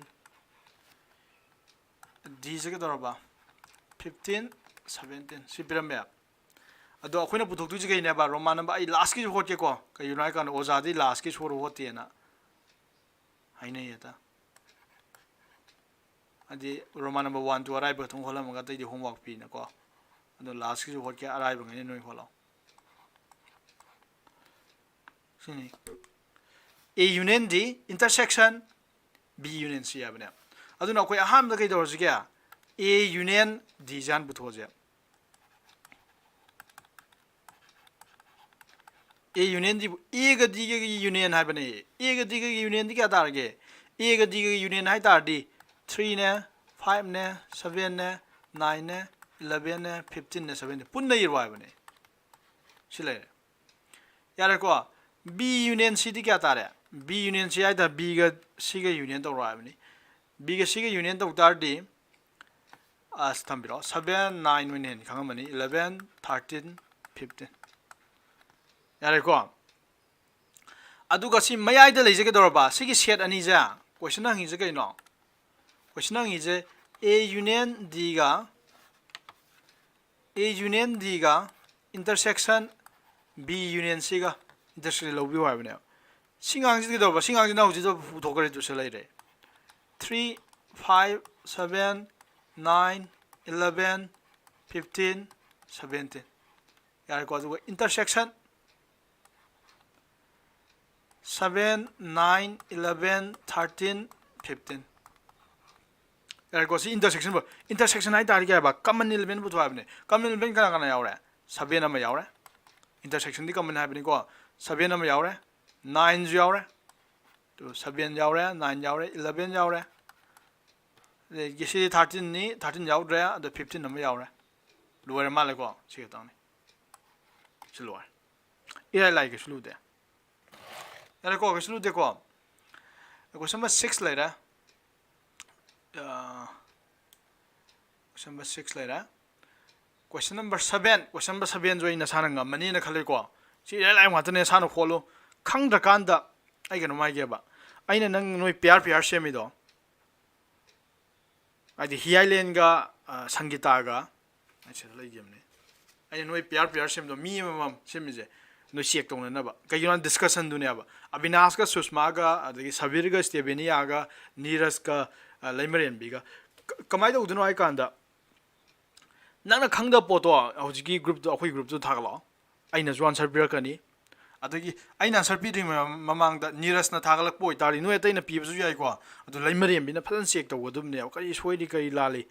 ꯌꯥꯔꯦꯀꯣ ꯑꯗꯨꯒ ꯃꯉꯣꯟꯗ ꯍꯥꯏꯒꯗꯕꯅꯦ ꯅꯪ ꯁꯤ ꯁꯣꯏ ꯁꯤ ꯍꯥꯞꯍꯟꯅꯤꯡꯉꯤ ꯁꯤ ꯐꯖꯗꯦ ꯁꯤ ꯀꯩꯅꯣ ꯇꯧꯋꯤꯗꯣ ꯌꯥꯔꯦꯀꯣ ꯑꯗꯨꯅꯦꯕ ꯏꯝꯄꯣꯔꯇꯦꯟ ꯑꯣꯏꯁꯦ ꯑꯗꯣ ꯑꯩꯈꯣꯏ ꯍꯣꯝꯋꯥꯔꯛ ꯇꯧꯕꯁꯨ ꯑꯗꯨꯃꯥꯏꯅ ꯂꯣꯏ ꯇꯧꯗꯣꯏꯅꯤꯅ ꯍꯧꯖꯤꯛꯀꯤ ꯁꯕꯤꯔꯒꯤ ꯍꯣꯝꯋꯥꯔꯛꯁꯦ ꯁ꯭ꯇꯦꯕꯤꯅꯤꯌꯥꯅ ꯌꯦꯡꯗꯣꯏꯅꯤ ꯁ꯭ꯇꯦꯕꯤꯅꯤꯌꯥꯒꯤ ꯍꯣꯝꯋꯥꯔꯛꯁꯤꯅ ꯁꯕꯤꯔꯅ ꯌꯦꯡꯗꯣꯏꯅꯤ ꯑꯗꯨꯒ ꯑꯔꯥꯟ ꯂꯥꯟꯗ ꯇꯥꯟꯅꯗꯣꯏꯅꯦꯕ ꯌꯥꯔꯦꯀꯣ ꯑꯗꯨꯅ ꯀꯌꯥꯝ ꯀꯥꯟꯅꯔꯛꯀꯦꯁꯦ ꯅꯣꯏ ꯀꯩꯅꯣ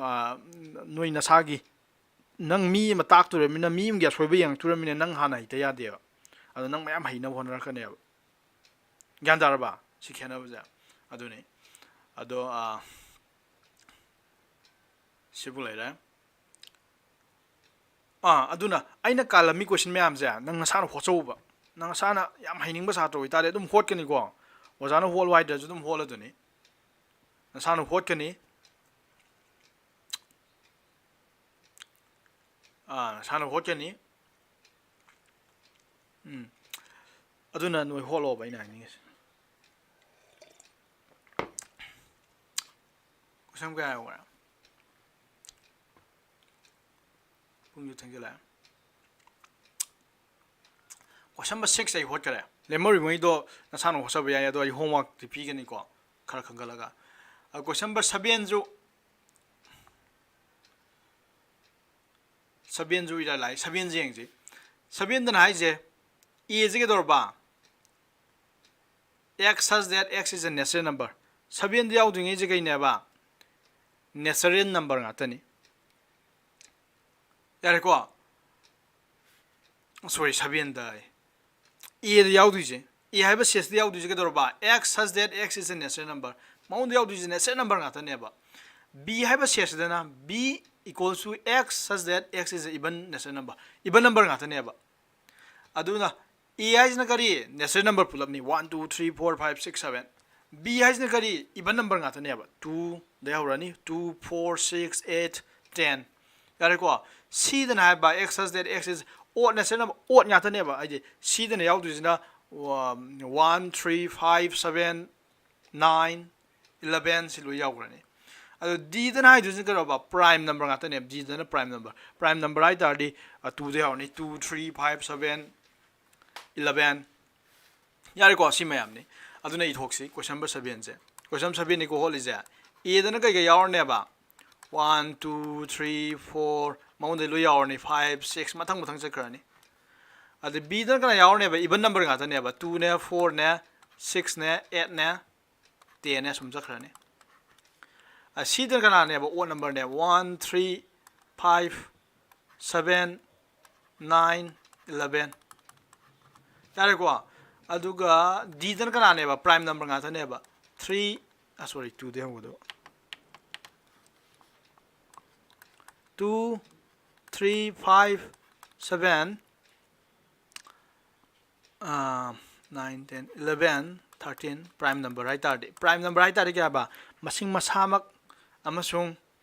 1 खतंगना येनबे याबा मसिंग आबने अरे कुसिंग लेरे क्वेश्चन हंगी जेंगी a इंटरसेक्शन b a गा b गा की मरकते इंटरसेक्शन करी नोबा a गा b गा की इंटरसेक्शन दे क्या तारनी b दुम तारनी ये कई नाइ कांदा b से a के सबसेट नेबा a इज दे याउदु 1 2 3 4 लो याउदु नेबा b इज दना इवन नंबर गाता नेबा 2 गुंबा 4 गुंबा 6 गुंबा अदु इतारदी a इंटरसेक्शन b हाइ तारदी मबाइनि मरकते करी कमन होगी हाइ तारदी 2 4 6 8 सी मयाम जुली कमन होरनी अदुना b मसामु तारने लाइनि को सी होटपा सिना साना दुम होलो सिजो यारे को आई लास्ट की जो होलम गया लास्ट की दी होलम गया सी का डी की इंटरसेक्शन है सी का डी की इंटरसेक्शन यारे को सी का डी की इंटरसेक्शन यंगो सी हैज ने करी ओड नंबर डी हैज ने करी प्राइम नंबर यारे को सी हैज ने करी ओड नंबर डी हैज ने करी प्राइम नंबर अदु इतारे अनीजिगी इंटरसेक्शन है बने अनीजिगी इंटरसेक्शन ने ना दुम खन जारे तो अहम द करी कमन होइरा 3 कमन होइरा अरे को मथंग द 5 कमन होइरा मथंग द 7 कमन होइरा मथंग द 11 कमन होइरा स्माइ मथंग मथंग नंग थम चखरानी अदुना रोमान नंबर 6 आ सी इंटरसेक्शन डी हाइज नंग कमाइ थमनी 3 ने 5 ने 7 ने 11 ने स्माइ थम यारे को intersection D daroi D daroi ko nearest D ka mai ta du no mabai ni da 2 di ga sakra ba intersection ni na yar ko D daroi ko yare question 7 le ko question number 8 question number 8 na is which of the following pair of set are disjoint makhagi set pair ngai ja Stevenia na haji yare odd prime number ngai yar ko isam na C is na odd number ngata ni D is na prime number ngata ni adu itadi ani ji intersection ai tadi odd choi ba prime choi ba aduna C intersection D yaw thungai ja they are odd prime numbers ngata ne ba ma haji yare yare ko I question number kya question number 7 8 question number 8 is which of the following pair of sets are disjoint makhagi set pair me amja sira disjoint ba de ina sai gare definition da common element laita ba puthungam godro sibo question number 8 sibo ngamni common element laita di nang laita di kana kana haibe ai sira set ani ni piram mani ko the common element laita ba set ngai puthwa ba ne say I Roman number 3 je to doge question number 8 Roman number 3 yare ko I homework should be ko manage which of the following pair of sets are disjoint common element lai ro have ne 3 je ngas ko 3 na je set ani pirame ahan ba set ne dor ba x has there x even number ngata ne ba ahan ba set na even number ai smai te ira ko ani super set ne x has there x odd number ngata ne ani je intersection lo ne ani je intersection lo kya ta ge phi da ye ta dro yar ko kai noi kan da common element laite even go to zebra tayo na ba wall ne adu je mabai ni je disjoint we ha ga ne ba adu roman number 1 ga 2 ga di common element lem ba yai ko adu na san check to jaro actually version you kan mani ngam dui man de 9 bok ti doms 9 ri rai lai E have a set as one pyramid 3 6 9 12 15 18 21 B have a set as pyramid 4 8 12 16 20 C have a set as one pyramid D have a set as one pyramid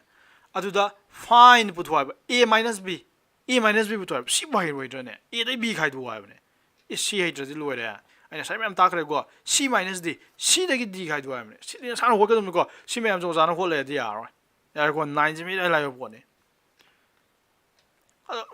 T and lai question live ngata ni ko hoju pawi ni question am lai ri x da a b c d pyramid y is the f b d z pyramid adu x minus y x da gi y khai do ba si lai ri y minus x y da gi x khai do lai ri si ju adu ga x intersection y hai ta di x y ga da kari common element lai ke sine x intersection y da kana ta ni sa d na b na D ga B ga katang dar ni kai na common element do ani mak to yaw D ga B ga lemar mb ai yam kala bro yam thura bro dai rong ne lemar mb lai re na kan mane do lemar mb dai rong na thura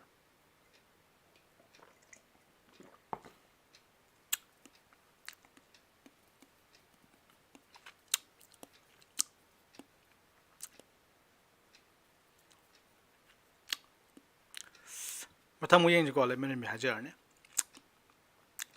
question number 11 2 di ai ko le men mi na 2 di ai mi na khoi khara ga yang khala je question number 11 is if r is the set of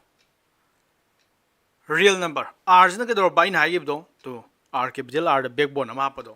r is ke dor ba real number ne ba real number is the number khuding ma am luisal le ko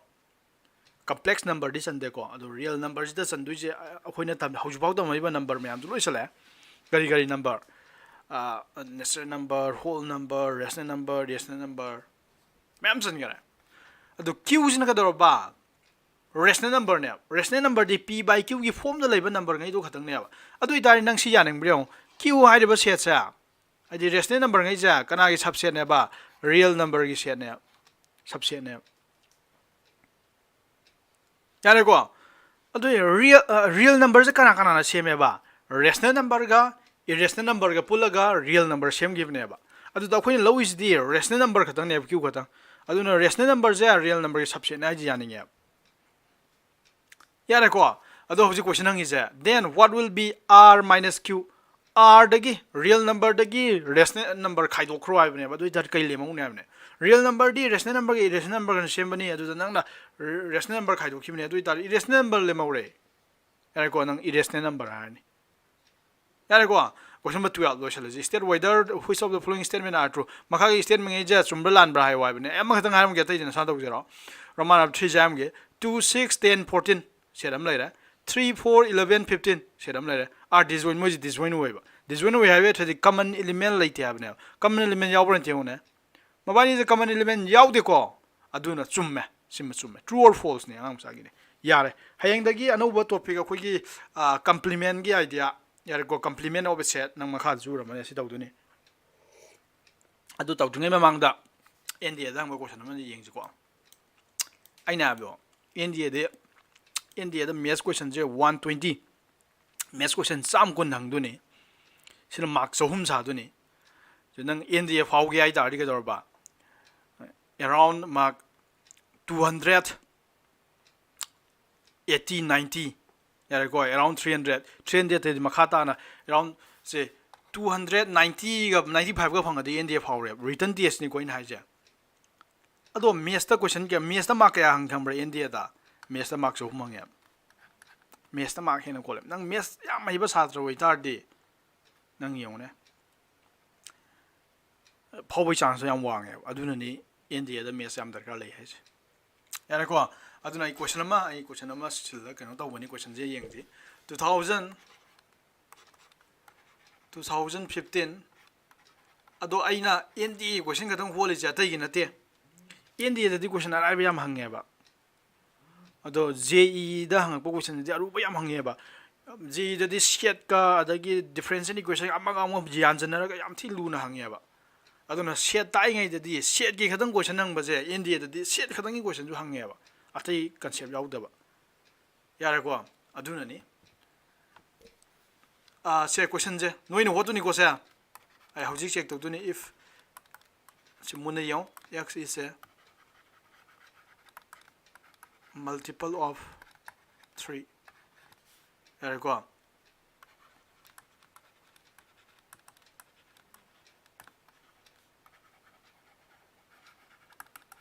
multiple of 4 howja ta khib duni ko howja ina ta khib mayam do adugi idea mayam do sinaraga me holaka dumni 12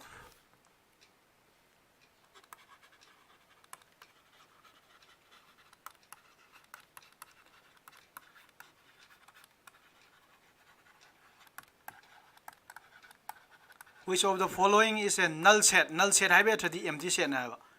yung sigi question ji answer je kanana hana piba ngam yeng je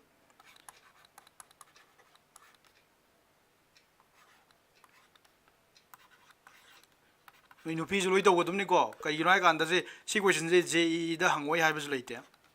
ar ko India da hangadu bu question ji da hangadu question dongan dongan leibe na te ko question set tar gi makha pole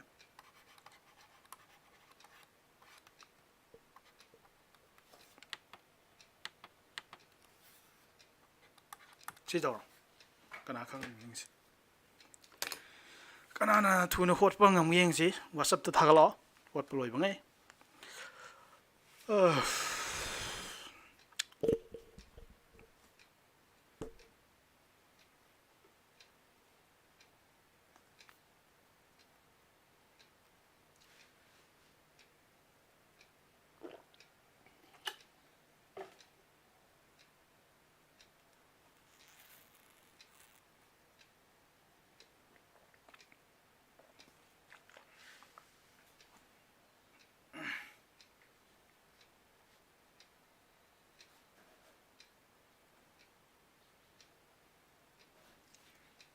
khui pik pa ja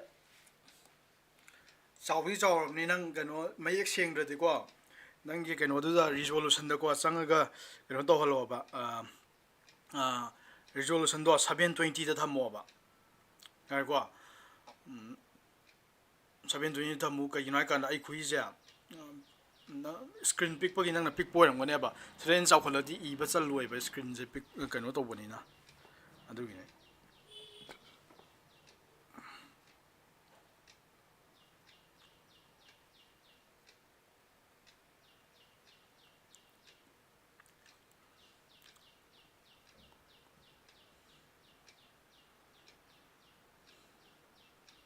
holo holo yengase kanana hana answer pi ngamgeda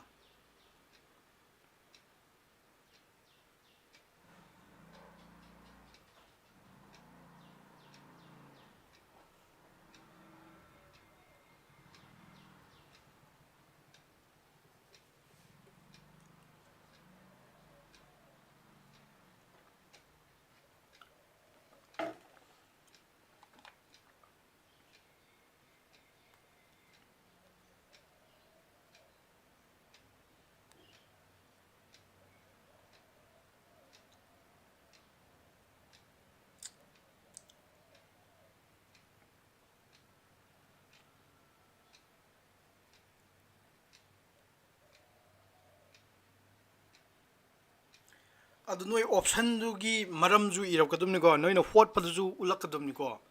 photo ka ba thakla ko na hot padu ju thakla kadumni option du godang pirak pa yade kai gi chumino du gi kano do nan holi ba saruk to tharo phajana hot ju ai nan hot padu di ai yengning ya yana ko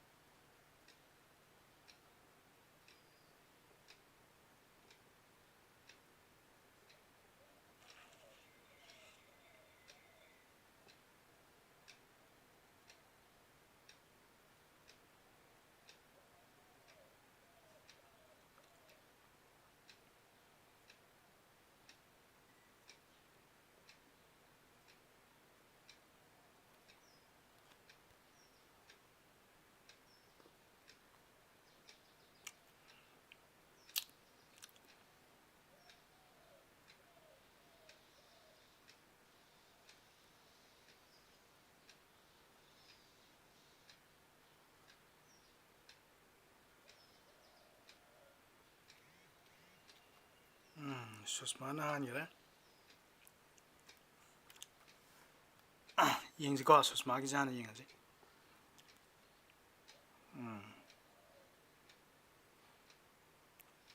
susmana hanire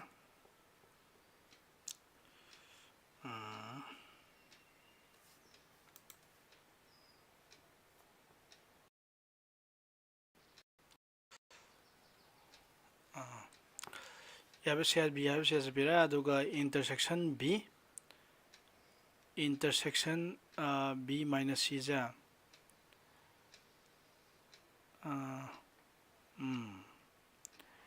intersection b intersection b da common oidu ja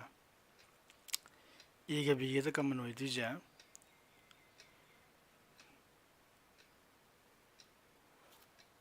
susma nangi lan ba ma yauk chi ma le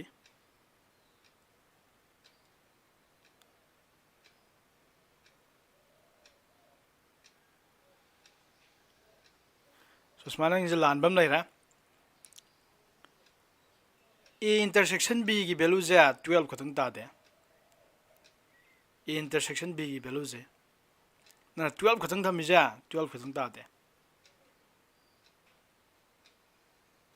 a intersection b की value 12 खतंग ता दे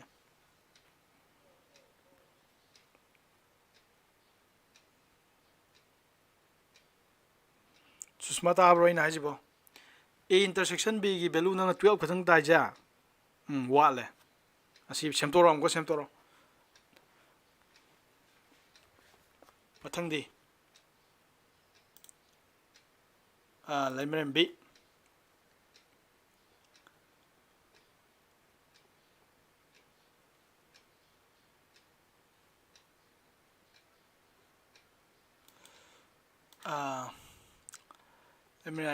ꯍꯥꯏꯁꯦ B ꯆꯨꯝꯃꯦ ꯍꯥꯏꯕ ꯌꯥꯔꯦꯀꯣ B ꯆꯨꯝꯃꯤ ꯃꯔꯝ ꯌꯦꯡꯁꯤꯀꯣ B ꯆꯨꯝꯃꯤ ꯃꯔꯝꯗꯤ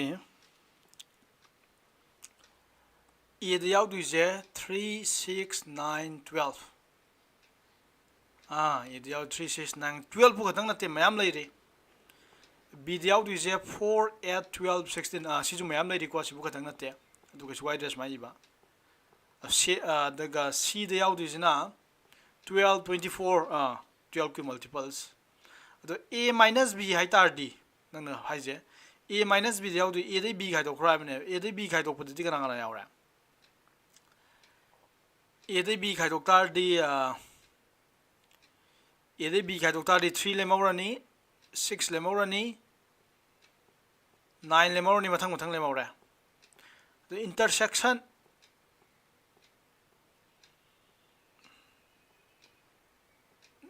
ꯀꯩꯅꯣ ꯅꯪꯅ ꯇꯧꯔꯤꯁꯦ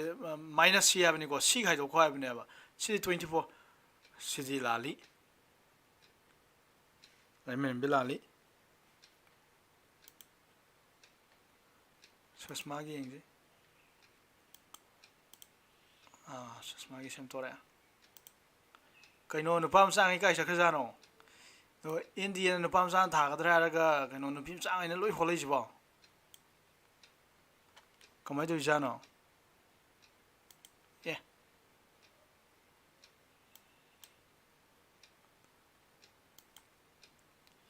ꯑꯦꯟꯗꯤꯑꯗꯤ ꯅꯨꯄꯥ ꯃꯆꯥꯅ ꯊꯥꯒꯗꯕꯅꯤ ꯑꯗꯨꯒ ꯅꯨꯄꯤ ꯃꯆꯥꯅ ꯉꯥꯛꯇ ꯍꯣꯠ ꯂꯩꯔꯝꯃꯦ ꯀꯃꯥꯏꯅ ꯇꯧꯔꯤꯅꯣ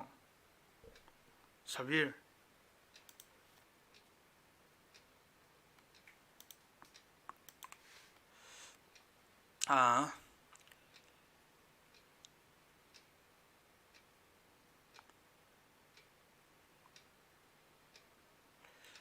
ꯁꯕꯤꯔꯅ ꯍꯥꯏꯁꯦ ꯑꯦꯗꯅ 3ꯒꯤ ꯃꯜꯇꯤꯄꯜꯅꯤ ꯕꯤꯗꯅ 4ꯒꯤ ꯃꯜꯇꯤꯄꯜꯅꯤ ꯑꯗꯨꯒ ꯁꯤꯗꯅ 12ꯒꯤ ꯃꯜꯇꯤꯄꯜꯅꯤ ꯌꯥꯔꯦ ꯅꯪꯅ ꯁꯤ ꯆꯨꯝꯃꯦ ꯍꯥꯏꯕ ꯌꯥꯔꯦꯀꯣ ꯑꯗꯨ ꯌꯦꯡꯉꯁꯤ ꯑꯦ ꯏꯟꯇꯔꯁꯦꯛꯁꯟ ꯕꯤ ꯑꯦꯒ ꯕꯤꯒꯒꯗ ꯏꯟꯇꯔꯁꯦꯛꯁꯟ ꯑꯣꯏꯗꯣꯏꯁꯦ ꯀꯅꯥꯅꯣ ꯑꯦꯒ ꯕꯤꯒꯗ ꯌꯥꯎꯗꯣꯏꯁꯦ ꯁꯕꯤꯔꯁꯤꯗ ꯂꯥꯟꯕ ꯍꯧꯔꯦ ꯅꯪ ꯌꯦꯡꯉꯣ ꯅꯪ ꯏꯟꯇꯔꯁꯦꯛꯁꯟ ꯍꯥꯏꯁꯦ ꯈꯪꯗ꯭ꯔꯤ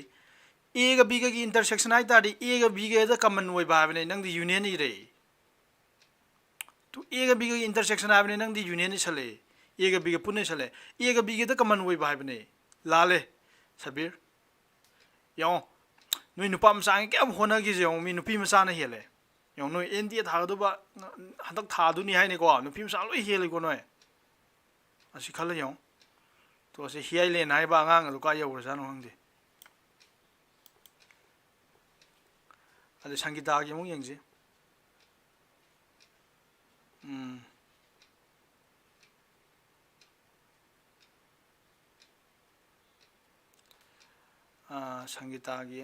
ꯁꯪꯒꯤꯇꯥꯒꯤꯁꯦ ꯌꯥꯔꯦ ꯑꯗꯩ ꯀꯅꯥ ꯀꯅꯥ ꯋꯥꯠꯂꯤ ꯑꯝꯇ ꯊꯥꯔꯛꯑꯣ ꯀꯩꯅꯣꯗꯤ ꯅꯤꯔꯁ ꯀꯥꯏ ꯆꯠꯈ꯭ꯔꯒꯦ ꯅꯤꯔꯁ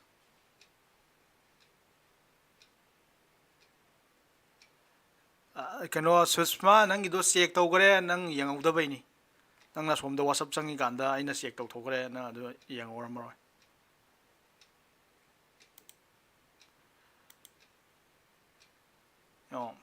ꯌꯦꯡꯉꯣ ꯈꯦꯠꯅꯕꯁꯦ ꯌꯦꯡꯉꯣ ꯅꯨꯄꯥ ꯃꯆꯥꯒ ꯅꯨꯄꯤ ꯃꯆꯥꯒ ꯀꯩꯅꯣꯗꯣ ꯀꯥꯏ ꯆꯠꯈ꯭ꯔꯒꯦꯕ ꯑꯩꯈꯣꯏꯒꯤ ꯀꯩꯅꯣ ꯅꯤꯔꯁ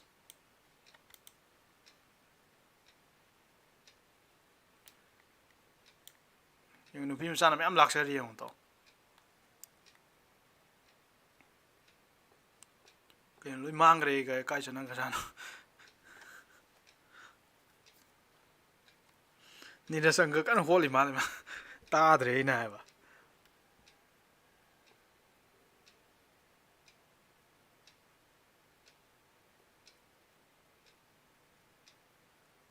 ꯑꯣ ꯑꯩ ꯎꯍꯧꯗ꯭ꯔꯦ ꯅꯪꯒꯤꯁꯦ ꯅꯪꯗꯤ ꯀꯌꯥ ꯁꯨꯕꯗ ꯊꯥꯔꯛꯄꯅꯣ ꯅꯪꯁꯦ ꯑꯅꯤꯁꯨꯕꯗ ꯊꯥꯔꯛꯄ꯭ꯔꯥ ꯑꯣ ꯑꯩꯅ ꯎꯍꯧꯗꯕꯅꯤ ꯅꯤꯔꯁꯀꯤ ꯌꯦꯡꯁꯤꯀꯣ ꯑꯩ ꯅꯤꯔꯁꯀꯤ ꯌꯦꯡꯅꯤꯡ ꯂꯩꯔꯝꯃꯤꯅꯦ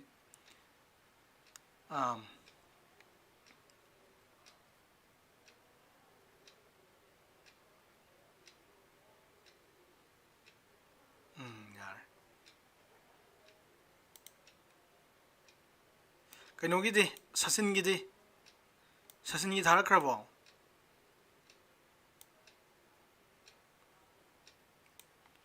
ꯍꯤꯌꯥꯏꯂꯦꯟꯒꯤ ꯊꯥꯔꯛꯑꯦ 이씨 마이 뭐 액션도 시행들했다 지금 거리 연구는 지금 아 this correct D romai jibu this correct answer ha kaino hiale nang je karambana correct answer no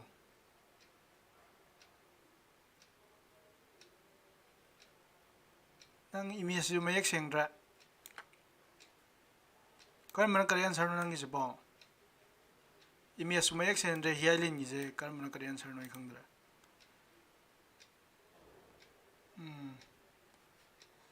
mai je D ya mane ko D ra C ra hang ni mai correct answer hiale nang je D yare ado yare kaino gi D sasin gi D sasin thaktra bo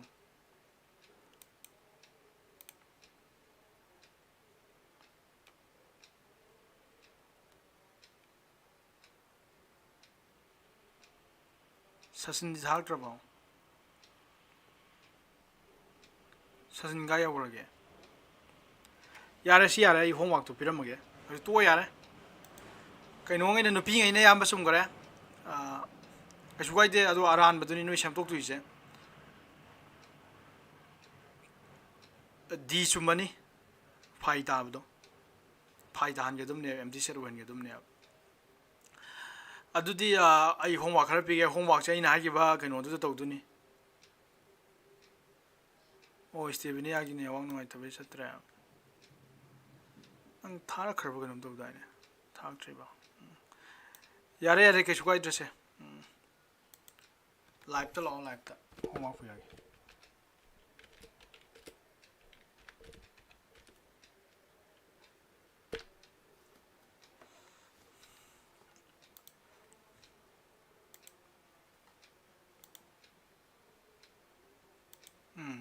스티븐이 다 그래.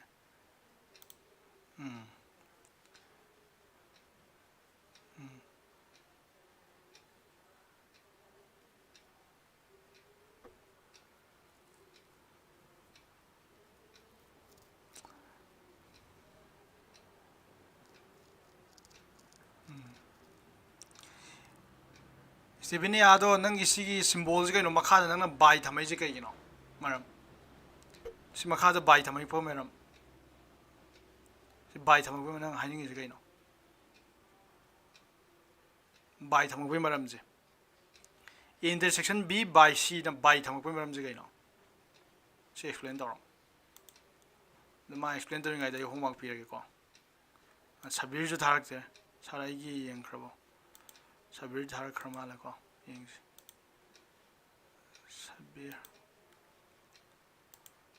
사빌기 앵그래. 사빌 능기 앵그래 능기도 라래. 사빌기 앵그래 투 시즌에 능 사빌기니세. 능나 세라 A intersection B A가 B가 마락다 가만 웨바 할 간다 능나 유니언 웨니 살래 A가 B가 유니언 웨 살래 라래. 능스 라래. 야고 능 intersection 이드래 유니언 웨니 이래. 아이고 야래 파래. 라이브 또인 라오.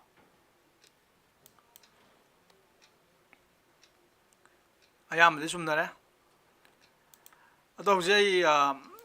D 숨두니까 사비는 게 달라래. 영 누파 누피 무사나 락서비 헬리고 너희. 누피 무사나 락서비 헬리. 누파 무사 인디아 다들 혼합이 양 와리 하이니 눈 닦고 야고 너희 sab만이니. 너희 sab만한 거 같더니 또 sab부 만하대. 너희 누파 무사 인디아 다들 주디 야면은 클래스 게 놀고 이런 거 같더니 class 12 한덕 로이 방았더니 누피 무사 혹시 비록 ngay ayambana handak 11 ka bang atani 10 pass to juang atani